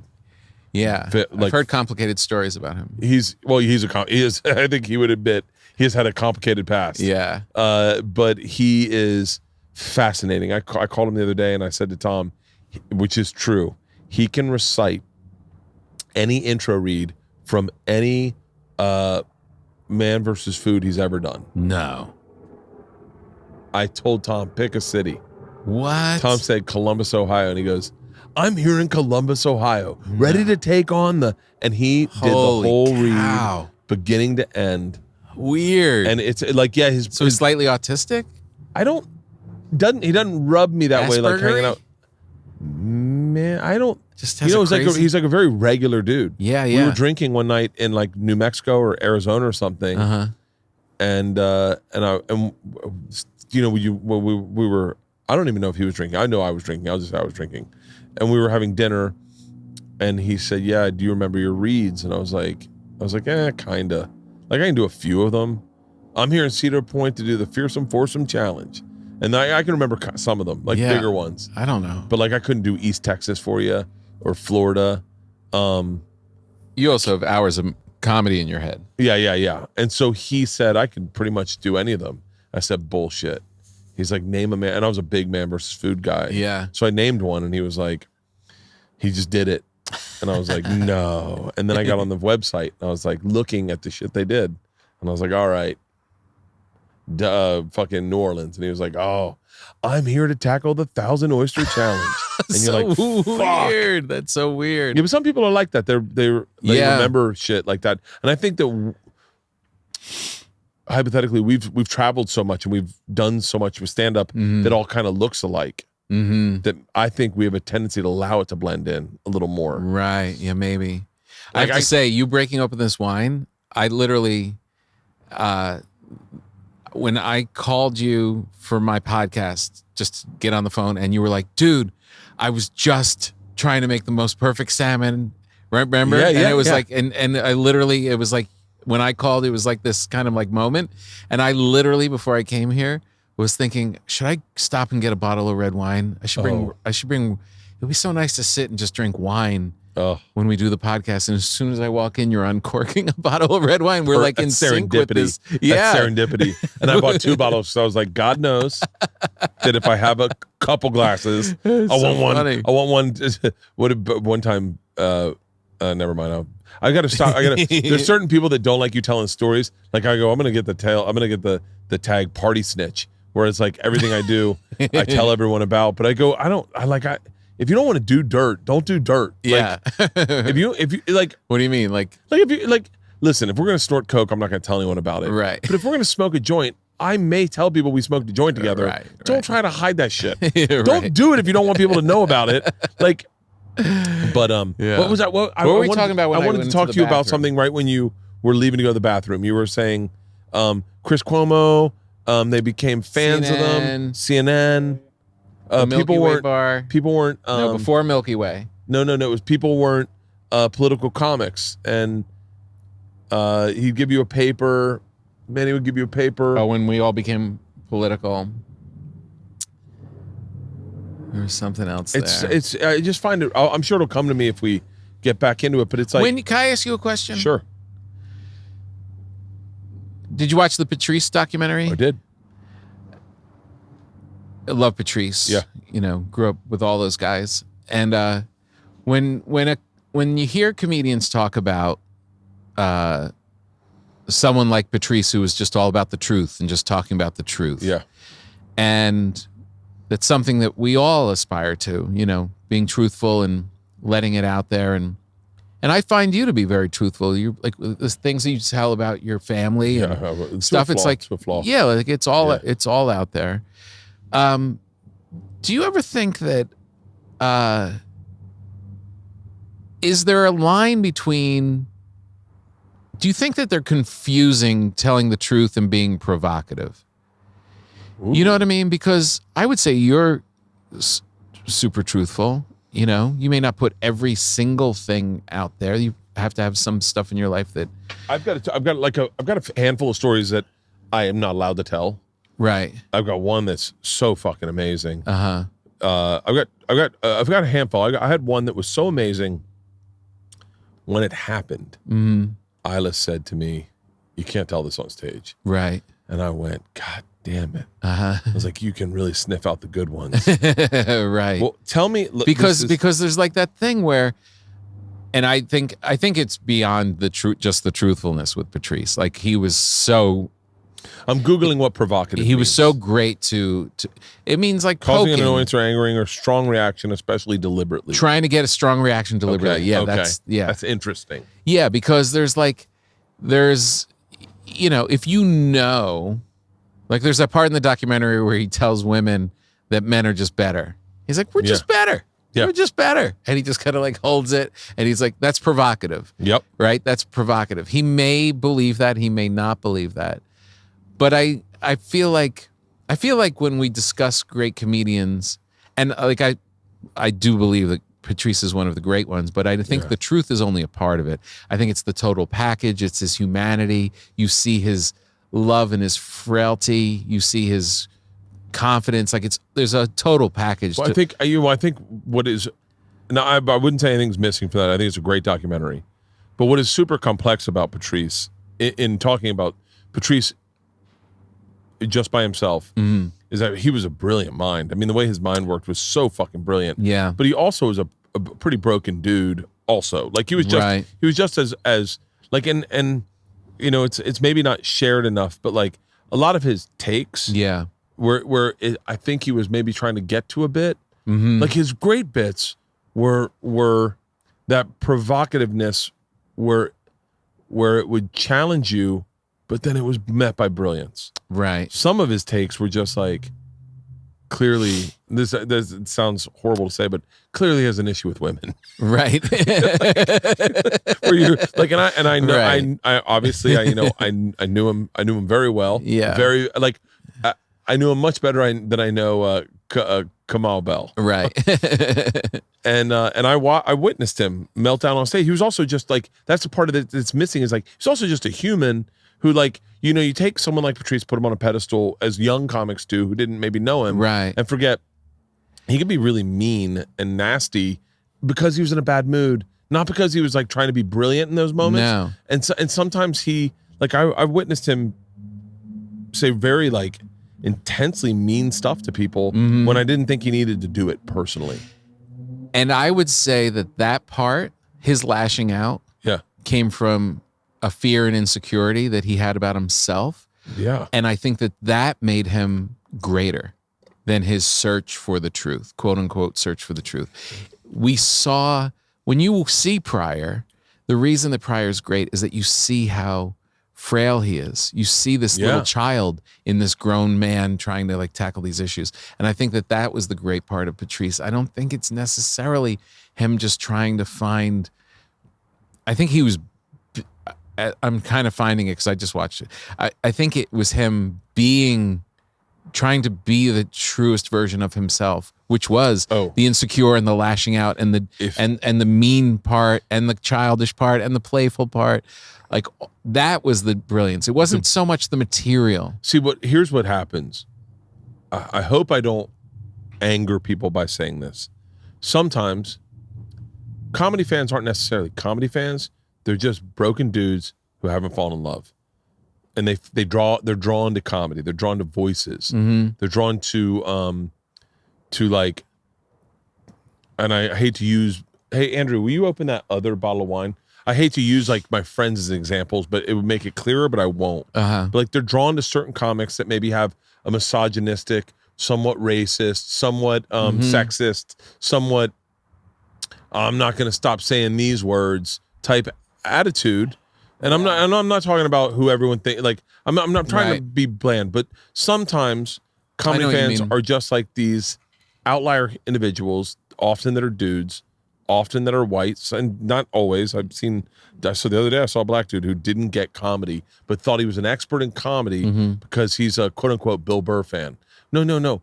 Or maybe the shit that you're drawing, like maybe you don't like the good stuff about Bill. Like maybe there's stuff you're missing. And so I think sometimes people were massive fans of Patrice sometimes, and I'll use like O&A fans. Like O&A fans are a perfect example. I should have started with that. Yeah. There were a group of O&A fans that weren't comedy fans. They were just bad people.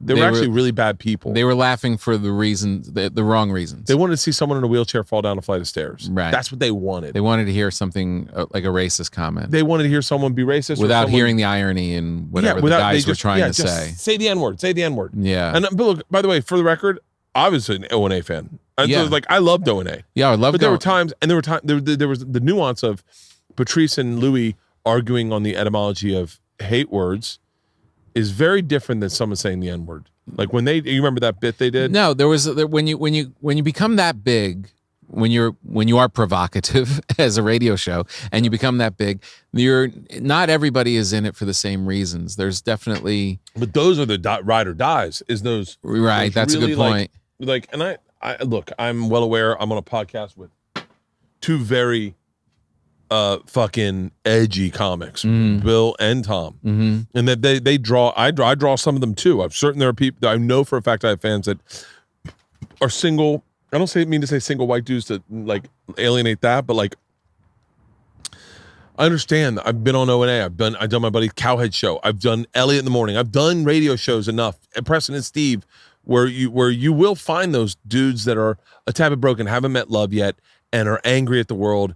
And whatever you are, if you stay up and drink all night, then you're their guy. Or if you say the fucking edgy thing against like, and they don't need it to be intelligent edgy. Now I'm not saying this perfectly because I'm a little buzzed, but the thing that people miss about Patrice is like people connected with him from O&A on him being misogynist or this is what is wrong with women. Men are better than women. The thing that was brilliant about Patrice, without a doubt, were the things he'd share where his vulnerabilities would come in, and then you'd realize as an audience member, right, this is one of the most brilliant dudes I've ever seen. Like very simple. I don't litter. Like that is a sensitive dude. Joke. That's a sensitive dude. I'm afraid I'm gonna throw the can over the thing, rolling a dead white. So now great. Pepsi's called a rapist. And I get receipts, and then I remember one time, and I don't know if this is a bit or if it's something he shared with me, but we were getting off a subway in New York, and these girls walked off quickly. Now, by the way, I'm not. I'm kind of buzzed, so I'm thinking, I wonder if he just told this to me. But these girls got off quickly, because they saw him, and I was shocked. Right. And he looked at me and he went, "No, that's my whole life." Right. I said, "What do you mean?" These two white girls got off, and he goes, "I don't blame them." Yeah. He's like, "Look at me, I'm 6'6", 400 pounds, 350 pounds. Yeah. I got broken teeth. I remember going, I should just be like, run, bitch, be safe. I want you to live. Like, but it was like those vulnerabilities. He had a story about, and when he talks about when he passes a girl like that and that he's just as afraid of them because of the power that they have. That was a great those moment. vulnerabilities. Yeah. He told me a story in Scotland about the cool guy in his neighborhood, Tony. And he was like, Tony would go up behind a girl and tap her on the back of the neck. And she'd go, "Oh, Tony." Did you ever hear him do this bit? No. I don't even know if it was a bit or if it's something he told me. Uh-huh. And I'm sitting at this table. We're eating breakfast. We had breakfast every morning in Scotland together. Yeah. And he's telling me, he's like, just go up and smack a bitch on the back of the neck and go. And she go, "Oh, Tony." And he goes, and here I am going, "Oh, all right. you got to hit a bitch, okay? Because I want the girls to like me. So I go up, and as I rear back, I go, I don't think I was paying attention to how hard Tony was hitting them, and I knocked the bitch to the ground. It's like, dude, and I'm crying, laughing, going, we've all been there. We've all seen the cool guy tried to emulate it and fuck it up. Right. Patrice is giving that perspective from a guy who's 6'5" and uncomfortable in his body and just got this big. Right. And he's like, and then Tony, take a girl, put her in front of a fire hydrant, spray her a little bit with the water. Oh, Tony. I'm like, all right, you got to drown a bitch. So I put her in a full Nelson. Take that water, whore. I mean, and I'm crying, laughing. Yeah. Those are what was brilliant about him. And I think when you talk about provocative, there are dudes, I wouldn't say so much now, meaning like I maybe not, I don't know, but the difference between saying something that it's almost like the difference between like cheer comedy versus laughs. Right, exactly. Yeah, that's a good point. Yeah, because there's definitely those guys. I remember watching guys who were trying the anger route starting in New York, and it was like, okay, for the first round, like they had some stuff to really be angry about, and then it got kind of like they ran out of real issues, and they started like getting angry about garbage left on the street or like a payphone or like something stupid. It was like you built up this kind of character rather than being real. Yeah. And that's why I was really kind of started off this conversation asking like what you think about the truth part of it, because for me to like, they kept hammering that home. And I think that the thing that made Patrice great was the stuff you were saying. It was the total package of all that stuff. Total package. And that was the thing that made him special. It wasn't so much because like we all are working towards that. You're all I mean, as in not just comedy, any kind of artist is trying to be as honest as they possibly can. Here's where I'm having a hard time drawing the line. Yeah. Is like, where do you, at what point do you say, yeah, that's honest, but maybe it's not useful? Like, like I could have a hot take on Jimmy Fallon. I could theoretically find a mean seed to pick on Jimmy Fallon versus like, does it really bother me? Or am I looking for like bits? Am I looking for like what do people find the establishment to be? I'm like, yeah, that's a good point. It's and I'll tell you my mind numbingness of it is like, by the way, I don't mean this, Jimmy Fallon. If you're listening, I don't mean like, I'm just saying like, this is the difference. Yeah. It's like of what other people are saying. Or what I sometimes watch is I go, it's interesting to me. I don't mean this disrespectfully, but it's interesting to me. I'm not saying Jimmy Fallon hasn't worked for everything he's earned, but I don't feel like he's worked the way I worked. Right. Like I kind of had to like, I feel like he's a guy that's had maybe different opportunities. So there would be my angle. Let me tell this guy about this. And then I go, well, hold on, Bert. Yeah. Who doesn't think that about you? So then you go, okay, well, where's your self-awareness of it where you say, sure, I could light up Jimmy Fallon. Yeah, there would be a lot of edgy people that would be like, yeah, I don't watch the show either. Yeah. Or I could go, hey man, he's doing the best he can. Like why like when at what point do you start like being so provocative where you have to question yourself and go, hold on, do I really believe this? Do I believe this? Yeah. Is this that important to me? Yeah, like, is this my hill to die on? Because I can be honest with you, man.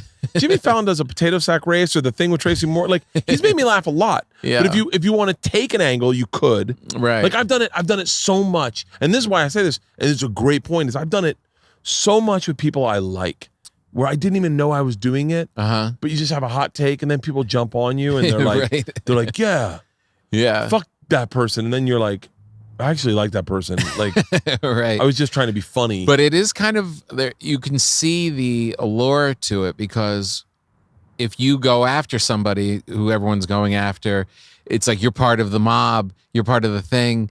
People are starting to listen to you. Like there is that part of the culture that loves the raising up and the tearing down and all that kind of stuff. I said to someone the other day on the phone, I said, we're not getting rid of cancel culture until everyone admits they love it.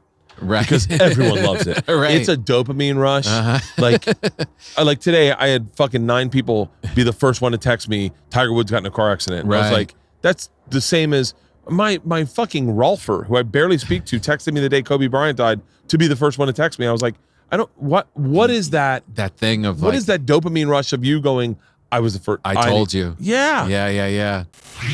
We all shop online. I do it aggressively. I don't know if it's because I'm home so much. Man, I've been buying shit like crazy. And I've always seen that promo code taunt us at checkout. Thanks to Honey, though, manually searching for coupon codes is a thing of the past. Honey is the free shopping tool that scours the internet for promo codes, then applies the best ones they find to your cart. Honey supports over 30,000 stores online. Imagine you're shopping online at your favorite site, right? Maybe looking for tomahawks. No, that's probably a bad example.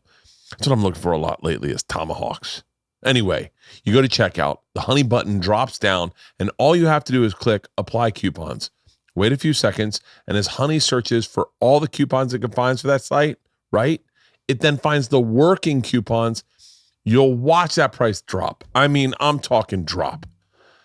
For me, clothing, anything tech, freaking pizza, for Christ's sake. You save like $15 on a pair of headsets. Honey's found its over 17 million members, over $2 billion.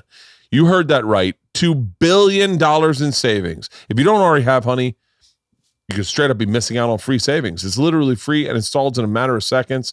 And by getting it, you're doing yourself a solid and supporting this podcast. I'll never recommend something I don't use.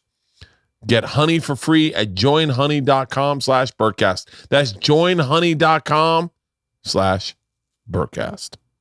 Are you a gig worker or self-employed like me, Bill Burr, Tom Segura, Joe Rogan? All of us are self-employed. And we're all gig workers, by the way. It's kind of crazy how creative we'd had to be this year and how flexible we've had to be. Womply has helped over 100,000 small businesses get PPP stimulus loans, up to $41.1 million. I got to really wrap my head around that. 41.1 million self-employed workers can qualify for up to $41,666 in 100% forgivable loans. Wrap your head around that. Funds are limited, so apply for free today at womply.com/Bertcast. See if you qualify for a PPP loan. Why wouldn't you? That's $41,660 in 100% forgivable loans. Go to womply.com/Bertcast. There's the I don't know if you saw the video of the Oklahoma University football player getting punched. It's fucking fascinating. It's fascinating to watch the whittling of it, like how everyone, like in the plinko of it, of how the ball drops where everyone lands. It's just I'll explain it as best I can. Ohio State football players in a bathroom. You don't really know what happens. The camera starts late. That is the number one lesson you need to learn is start your camera immediately. If you feel a confrontation, get your camera out and record everything. So that, because once you know it's recording, you're going to be the kindest human being alive. Right. If you get caught in a recording, you're like, fucking, I can record you too. You're already lost. Yeah. He's in a bathroom with his buddy. I don't know if his buddy's a football player, but his buddy's a big guy. Guy's a big guy. Yeah. And all you see is them in the face of two smaller guys. Mm-hmm. What they don't know is these guys are mixed martial artists, but they're football players. And I'll say the guy that got punched, I'll say he wasn't. They were saying he's de-escalating. I technically didn't see that entirely. Yeah. But I know that I'm a man, and I know what my de-escalation looks like. And I know at times I've been a tad bit, hey man, why don't you guys get the fuck out of here? That's my de-escalating. I'm sorry, I've lost the context. So he's in the bathroom. He's in the bathroom. One guy by himself. Two guys, two big guys, and then two smaller guys. And then two smaller guys come in? Nope. They're all there. Just in there. Camera's already started. Okay. You're in the middle of the scene. Gotcha. And action. Okay. So the smaller guy, you don't know this, but if you got to pay attention, has blood on his face. So someone clearly has assaulted the smaller guy. Okay. He's got blood on his face. Yeah. the guy that gets punched is getting in his face, and he's kind of saying, this is over. You guys need to leave or whatever. The smaller guy with blood on his face looks to his friend, and as he does that, the guy that gets beat up, his friend kind of pushes the smaller guy. Smaller guy thinks the guy he's about to beat up is the one who pushed him, and he proceeds to beat the living fuck out of the guy. Oh. Mixed martial artist versus big guy, doesn't matter. Just They're takes him always, out. I mean, they beat the fuck out of these two guys pretty aggressively. Guy almost lost his eye. Jeez. I mean, it's bad. Yeah. And everyone's take Uh-huh. was, this football player's a douche. This is what you get. Fucking big guy bullies. Fuck you. You never mix with mixed martial artists. And they light this guy up. My thoughtful take was, and maybe I'm wrong on this, but I was like, we are all that football player. Uh-huh. Like every one of us, none of us. Yeah. It's amazing that everyone assumed they too were a mixed martial artist. As opposed to just the guy talking to someone smaller than him, which we've all been in that situation. Yeah. Anytime you talk to someone smaller than you, you're like, easy, let's calm down, okay, buddy? There's a little bit of confidence. We've all been that person. And by the way, the vast majority of these comments, none of those people know how to fight. Right. As I'm reading comments, I'm like, you don't know how to fight. You don't know how to fight. But we all Was assume it just the little guy versus the big guy? little thing? guy David versus big guy. Goliath? Everyone picks little guy. Right. Sure. And is like, that's what you get. As opposed to realizing Yeah. we've all been the big guy once. Yeah. Like, why wouldn't you immediately empathize with the guy that lost? Right. Like, I will never be the guy that wins a fight. Yeah. I will always be the guy with a broken orbital on the ground going, what the fuck happened? Right. And I can't excuse my behavior of like, Yeah. hey, shut the fuck up, get the fuck out of here. Yeah. I can't excuse any of that. Yeah. But like, it's so quick to see like the way that culture just kind of like, I know. Yeah, I know. It's like this crazy sport. It's a sport. yeah. And this is why your comedy's great, is because that reaction that everyone's having that you're describing is knee-jerk, in the moment, gone tomorrow reactions. You're parsing it out and being thoughtful and taking the time to think about it. That's 10-year point of view. That's why you're like, I'd much rather. There's some comedians that are great at doing political stuff, and great, we need them. And there's like 5 of them. And then there's a bunch in the middle that are all just jumping on the bandwagon and going to whatever. I don't need them. And then there's people like yourself that tell stories about their life and things that are deeper and longer. That stuff is going to last for 20 years. I fucking hope so. No, for real. Like that, for me, and this is just being the stuff that you like. Yeah. I like those stories. I like timeless stories. I don't like the mob jumping on and going after and this fake rage and that kind of a thing. And I think you're right. I think something that happened within us doing podcasts is to get the likes, to get the retweets, to get the viral moment. And it's like something happens and you real quick need that hot provocative take. Right. And back to what we were talking about, like the O&A days and all that kind of stuff. It was like, it was intoxicating to know that if you just said certain things a certain way, you could have that crowd. You could have a massive crowd of people you may not want to see on the street. Burr actually said they went to do one of the shows and he saw fans getting ready to go see a show and they were throwing a football. And he goes, I don't want anyone throwing a football before my show. I saw Bill at the airport in Cleveland was the one after Philly. Yeah.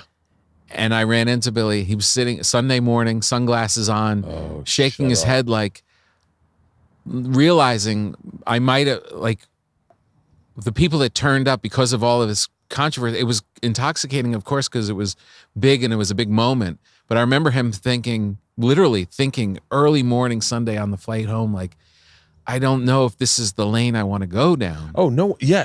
I talked to me about that. He was like, all of a sudden, I'm going to be the heckle comic. Right. I remember seeing Jamie Kennedy do that heckle movie. Uh-huh. And I remember being at Aspen and I raised my hand in the back and he was like, yeah. And I said, aren't you worried that like people are going to come to your shows and just want to heckle you? Mm-hmm. And I remember him on stage going, I never thought about that. Like, I think that could be problematic. That was Attell when Attell did his I was with Attell. His show. I was with Attell when Attell was doing Insomniac. Insomniac. And great show. so good. Yeah. Fit him to a T. But then what happens? Is fucking people running up on stage and ripping their tops off and wanting to do a shot with them and Showing up hammered. Oh, hammered. And he wants to, and he's one of our greatest comedians of all time. Yeah. So well written, so great, so brilliant.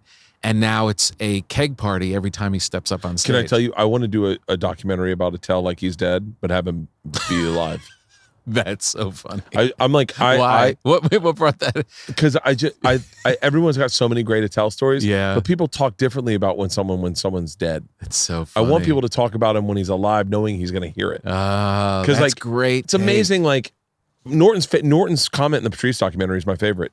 Patrice lived his life like there was going to be a movie about his life, and he wanted to make sure his friends didn't talk shit about his reactions. And because it's so true. It is true. Is that like, there's a small group of people that actually really knew that guy. Mm-hmm. And there are times that all of us feel disingenuous a little bit when you're like celebrating. You're like, I also want people to know that like, yeah, he could be very mean. Yeah. Like he could be very hurtful. Yeah, I know. It's funny because like Bobby's saying like, well, we're all gonna act like he's so nice and like screw that. That was great. And there were other people that said like he was mean, but what they could have done, and this is, I think it was a great work, but I think what you could have done is gone through a bunch of comedians that weren't a part of his circle who just got tagged by him. Put Eddie Ifft in that movie once. Right, exactly. Because fucking Eddie got brutal. You know, as bad as Sarah might have had it, or fucking, or any female comic, Eddie Ifft had it worse than any female comic ever had it. Ever. There should be a documentary on Eddie Ifft going, what the, like. What did I do? Because by the way, I was friends with Eddie at the time. We go and drink, and I always thought he was dialed in. I always thought like he had passed at every club, and I'm like, he's got it figured out. And then he'd roll into the cellar and fucking hammered. It was almost like that scene in American Me where they lean the guy over the fucking rice bags. You're like, Jesus Christ, Eddie, what did you do to these guys? It's so true. Where is Eddie now? He lives in Malibu. He does. Yeah, 2 kids. Oh, nice. Yeah, really happy. He had that bus thing he was doing for a while. He was doing the Dingle Bus. Yeah. Doing a podcast out of that. He parked it at the Improv. That was cool. Yeah, dude, Eddie is... He's a nice Eddie guy. has been a guy that's been licking the flame his entire career. Yeah. Like, him and Jim Jeffries start a podcast before anyone starts podcasts. Wow. Like, I mean, they're like 3rd podcast out. Wow. No joke. Yeah. And Jim gets a TV show or a movie or something, and then all of a sudden they just split up. Wow. And you're like, oh, fuck. That's too bad. Yeah. Yeah, they Eddie, I've always been friends And he did with well in Australia for a while too. Still, I think he's probably, I don't think anyone does well now, but yeah, Australia's got like 0 cases. I know. I was watching the Australian Open just to watch, like, I don't really watch tennis, but I just wanted to watch like people acting normal. When do you know when you're going back on the road at all? Yeah, April 17th, I'm going to Omaha, Nebraska. That'll be great. Yeah, it's like Colleen? The Waiting Room. Waiting Room? What's that? Yeah, it's like a rock club kind of place. Nice. Yeah, and it's like slowly like little places like that through the summer, and then the fall is like back into theaters. But I just have to go. Like I was going out once a month from like May last year.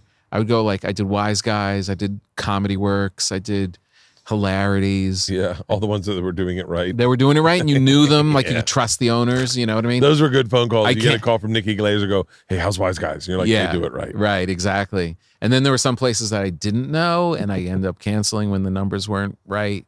I wouldn't go against what the city was doing, recommending. Yeah. But I feel like things are definitely, people know that we're coming to some kind of, we're coming out of this in some degree. And I feel like, which is matching up with my starting to lose my mind and needing to go out and do it. But the real, you know, it's like going on the road is great and I can't wait for it. But I really miss the weekday spots, the weekday. Oh yeah, I miss rolling up to the store and the Improv and like. Who's it going to be at the store? Like me and you, right? That's and then literally. Is Tom moving or is Tom? Tom's moving. He's moving. Yes, it'll be us, which is pretty great. I cannot wait. I can't wait to become the greatest comic in America. I know, it's amazing. I mean, really. I mean, by the way, I can't wait to, because we're still doing 2 Bears, 1 Cave, so I'll be in Austin for 1 week a year. Uh-huh. And so I'll 1 be week a year? No, I'm sorry, 1 week a month. God, man. 1 week a month.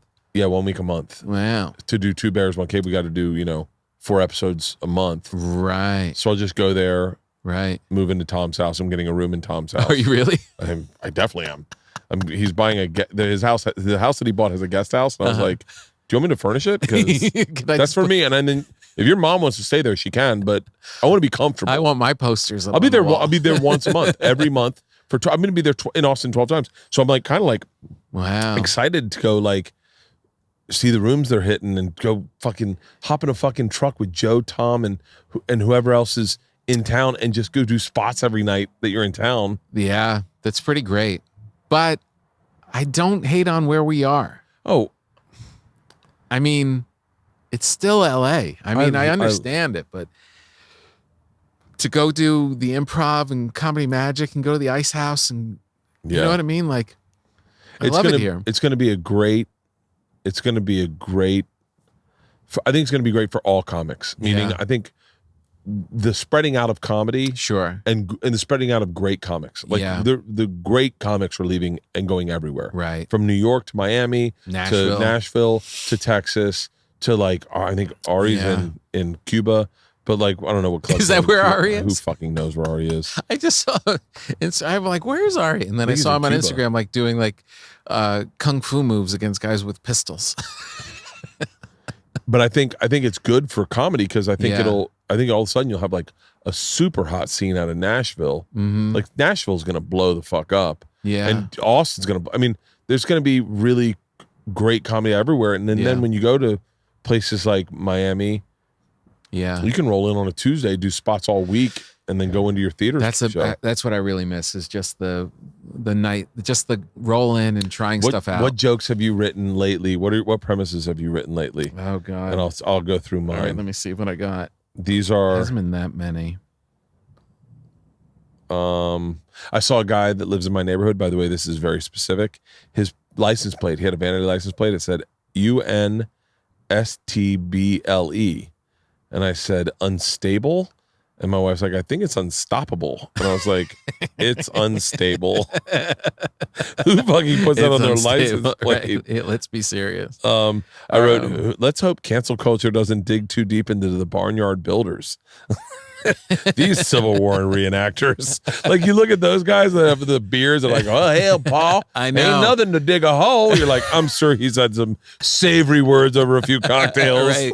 I really think that the decline of the Civil War reenactments, everyone's shitting on those guys. It's like we needed those guys. We needed those guys to go camp and get that shit out of their system. Yes. So what was the joke I wrote about? I go, don't judge a book by its cover unless that person's never read a book. Then you can definitely. I have some people get into dog training because they're good with dogs. Some do it because they're bad at everything else. Okay, you ready for my hot, provocative take? Women shouldn't own rescue dogs. After a fucking few bad experiences at a dog park with women who had pit bulls, I was like, you guys don't get dogs. How you like that? No one gets fucking dogs. Only dudes with collars on with spikes on it. Dad's yelling out about a stock price is him yelling to his wife, we're still alive, we're doing okay, and it's because of me. What did Mark Norman said? You guys all look like people that work at GameStop that didn't invest in GameStop. The next big thing we need to cancel is happy redneck phrases. Wait, hold on. Maybe I should read this before I start reading it. Yeah, these are all pretty bad. S'mores aren't even that good. By the way, s'mores are not that good, except for the s'mores at the W on Hollywood. Yeah. The s'mores. So what they do is they make a chocolate ganache, right, with a toasted. They get their marshmallows the size of the thing. Oh, nice. And then they toast them gently, and then their graham cracker is homemade, almost like a pie crust. So it crumbles. It doesn't crack in your mouth. That's perfect. It crumbles in your mouth. See, when you're saying that, I realize the reason I don't like s'mores is because I've been eating s'mores made by an 8-year-old. Yeah. See, you know what, like Tom? Just throwing that shit This together. is a perfect example of what we were talking about. Yeah. You just had a hot take on the insurrectionists, but it was s'mores, right? Right. And then I'm just someone who realizes they have a point. S'mores can be good. Like, Right. and for every hot take you may have, as dumb as it may be, there's somebody going, hold on, I've had a great s'more. Right. And you're like, fuck, man, this isn't my hill to die on is s'mores. Wet socks. Nothing worse than walking around in wet socks. That's all I got. I'll tell you my wet socks joke. First time I lost my virginity, I had an orgasm in the condom, and then to keep using the condom. And I said, that's a lot like going on a hike with your friends and go, hold on, let me jump in this river with wet socks first. Okay, now I'm ready for it. Ugh. Everything takes 20 minutes. Advil, trip to the store, water in the blood, something in the bloodstream, working out, meditation. Why is everything 20 minutes? I wrote, by the way, I really do. I was high and I was watching sea lions, and I was like, God looks like he was trying to make cookies, but he was just pinching them off because sea lions don't look like they have any form. He was like, I got a bunch of human matter. Let me just pinch it off. And I couldn't stop laughing at them. I was like, God made them for high people to laugh at. My daughter walked out of the bedroom the other day, and I said, what are you doing? She goes, I think I just finished Instagram. That's great. Why is it so hard getting laid as a teenager? Because your mom is your only fashion designer. For the first 18 years, this is the only woman that decided what was cool for you to wear. Oh, the worst feeling in the world is when your mom stuck her head into the dressing room and like, are they fitting okay? And you're like, Mom, worst. I'm fine. Just Come out, let me see. She's there with the guy from the store. My favorite thing as an adult is buying clothes and not trying them on and just going, I'm good. I'll buy that hot size higher and lower. Oh, I would rather buy stuff and waste the money, and because I know I'm not even going to bring it back. Yeah. Than try it on in the dressing room. The humility of the average woman who can put on a sweater in a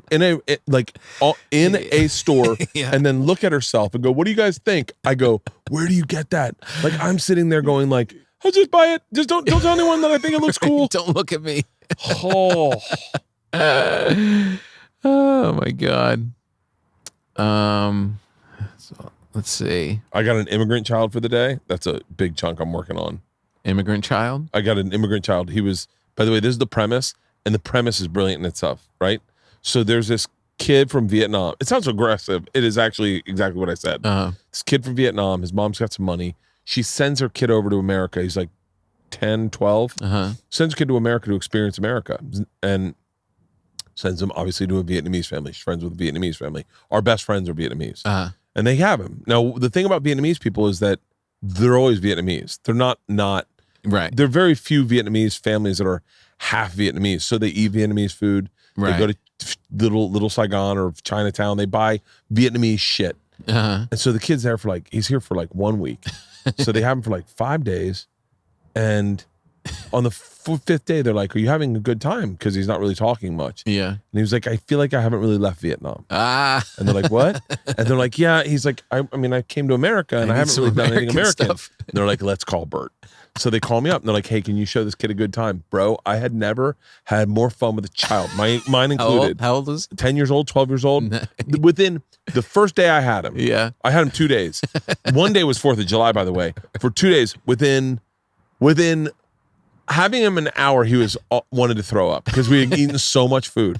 I was like, we're gonna go. Like, what don't you know? Right. And he's like, fast food. And I was like, bro, we're getting fucking sick. Yeah. I was like, have you been in and out? And he was like, I don't know what that is. I was like, yeah, we're getting that. We're getting a Frosty from Wendy's. We're getting some McDonald's fries. I'm like, the first thing I gave him was a not a McRib, a McGriddle.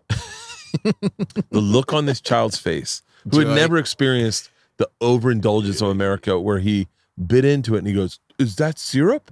And I was like, sugar, salt, and cheese and salt. That's America, baby. Like, he literally was like, what? I mean, this was me and a child that I don't know. I've only known him like 10 minutes in my front seat of my car, connecting better than I've ever connected with my wife. And it was. I got to figure out the bit, but just having him for a day. So great. Yeah. We ended up with, let me show you America. Oh yeah. There's a good angle in that, in like realizing how much you love this country when you're just taking that kid around. Why is it great here? I got him tomahawk steaks for his last night. Oh my God. God. I fell in love with this kid. Yeah. I was like, Are you pen pals now? I haven't talked to him. I changed his name because he had a Vietnamese name. I was like, bro, you're here. What do you want? And he was like, Kevin. I was like, Kevin. and then he called me Barf. Yeah. Oh, that's great. How long have we been podcasting, Halston? We should wrap it up. Yeah. You want one more glass of wine? Are you good? I'm good. I gotta drive. I'll take one. Yeah. Just to make it. Oh, my wife's gonna pick me up. Yeah, I'm glad we talked about a lot of the stuff we talked about. And, yeah, me too. I think it's why I look to guys like you and Burr and Rogan as like the sounding board. 'Cause I really still feel like, and I know I'm not age-wise, but I still feel very young in comedy. Uh-huh. I'm always shocked when people I do feel too. like, yeah, right? Yeah, I do too. And it's weird because we're not. We're not. We're the old dudes in comedy. Yeah. That just got very lucky that comedy aged up. Yeah, right. That's true. Well, I don't know if it's lucky. Like I was thinking about that. Like I was something with Mark Maron, and he came out with some joke that I saw him do something and it was so smart and it was so funny. And I was like, that's the difference between now and when we were starting and looking at guys that were way ahead of us. There weren't a lot of guys still writing. There were guys that got their 45 minutes and just coasted. And the cool thing is, the great thing about comedians and writers and musicians is that the older you get, the more life you have, the more if you are really mining it and writing and trying to still discover. Yeah. Watching Mark was more relevant than any 20-year-old I was watching in that. I used to have a joke about, I don't think people under 30 their vocal cords should fully develop. Like they can say words like, can I take your order? But then your vocal cords would fall apart. Because I remember, I am friends with him. I know you are too. And I hate to like blow smoke up his ass because I know that's not who he is. But like, Burr gave me hope. Was that I watched how much better he got. Right. And how much better he's getting. Yeah. And I was like, that wasn't how it was when we started. No. Like there were comics, I won't say their names, but there were comics that I would watch do very dated material on stage. And I was like, oh, they've aged out. Right. It wasn't relevant anymore. Yeah. Because they got what worked and that was it. And then it became more of a conscientious art form. And I think having to put stuff out, it made everybody have to create more if you're going to stay relevant and stay involved. I always said if you could, you're as relevant as much as you're writing. If you're constantly writing, constantly mining, constantly coming up with stuff, you can't help but be a part of the culture and be part of the fabric. If you just kick back and be like, I'm just going to use that joke. Like there was nothing worse when I was starting, like when we were starting and you would watch guys doing like stuff and like their references then were like, dude, that's 12 years old. What is this guy doing? I can say an exact name. I'll cover my mouth so you don't know. I watched him eat a dick. Please edit his name out. I watched him eat a solid dick on stage at the Boston Comedy Club. Yeah. And you know, the Boston at that time was very diverse, meaning like predominantly ethnic. Yeah. And I just was like, none, like what? Did this work at one time? Yeah, right. Yeah. But there is this weird current also going on where comedy seems to be, I don't know if fracturing is the right word, but like, there's like, I guess it's always existed, but you know, like comedy, like music, like people are finding their genre and they're just like, that's what they're in, you know what I mean? Like, it becomes very isolated where, you know, there was a time when you had to capture the whole country. And now there's like, you know, there's been articles about like alt-right comedy or like, you know, this comedy or that comedy. And it's like, is it becoming that fractured? Are we becoming like, I would hope that there's more crossover, you know, like, and that's why I think I crave like the Comedy Store. Yeah. If you go tour, your people are coming, that's cool. But if we roll into the Comedy Store and it's a whole mix of acts and a mix of audience, that's what's exciting. That's what's fun, you know? That's the fun of it is getting people that don't know who you are. Yeah. And being like, wait, this works. I mean, I had a bit that I was closing on my special and I was like, I went to the store to do it for like a week because I'm about to shoot my special. And I was like, this isn't working at all. Isn't that funny? I told Tom, I was like, hey, can you tell me what's wrong with it? And he was like, I think you're nervous about the bit. It sounds like it bombed earlier. I was like, it has been. He goes, I think you're rushing through it. Take your time with it. Be confident. Yeah. But yeah, it's. I'm ready for the store to be open. Yeah, me too. I just just want to get back. I'm ready at like half capacity masks. Anything. Whatever they want. 20 people. Yeah. Whatever you want. And I said that to Adam too. I was like, we'll go for free. I told this to the comedy seller. I'm like, don't worry about that. Cocktails. I mean, give us cocktails. Yeah, but give me some wings. Yeah, give me some wings. mozzarella sticks. Let me just raid whatever you haven't sold in the fried food area and a couple Tito's and sodas, and I'm good. I can't wait. I mean, there's definitely this feeling of like, as we're coming out of our little hobbit holes, like there's a lot, you're running into more assholes on the street, and you're like, oh, there's that other part of the culture I'm not that great. I don't want to see, but if it means getting the store open, I'll deal with it. I'll be cool with it. Yeah. Well, we should wrap this up, man. Hey, I really appreciate you doing this. Oh, so great. I got to be honest with you, man. I've been longing for, and I'm not saying that the Zooms, obviously, you and Fortune are Zooming with people on Netflix radio. Yeah. But like the Zooms are awesome. And I got to be honest with you, they get me better guests sometimes than I could get in person. Sure. But these conversations mean so much to me. I know, I've been me missing too. this in this podcast. 100%. It's just to hang out and to be like, when you say things on a Zoom, it seems like you say it and it's edited, and then all of a sudden you're like, oh, they could just like, it seems like I'm talking into a camera. Yeah, it's as opposed hard. to I'm talking to another person, and then then you're having a conversation. It'll be good to fill in the gaps. Like if you can get a comic from Montreal to like show up and do it, that's great. But this is the best. Like when you said I'm gonna do this and be in person, I think my response was all caps, yes, please. Oh, fuck yeah. Well, luckily, Tom, you're one of the 3 comics left in LA, so we'll be doing a lot of these next year. Call me anytime. I appreciate it, brother. All right, buddy. Thank you. All right, thanks.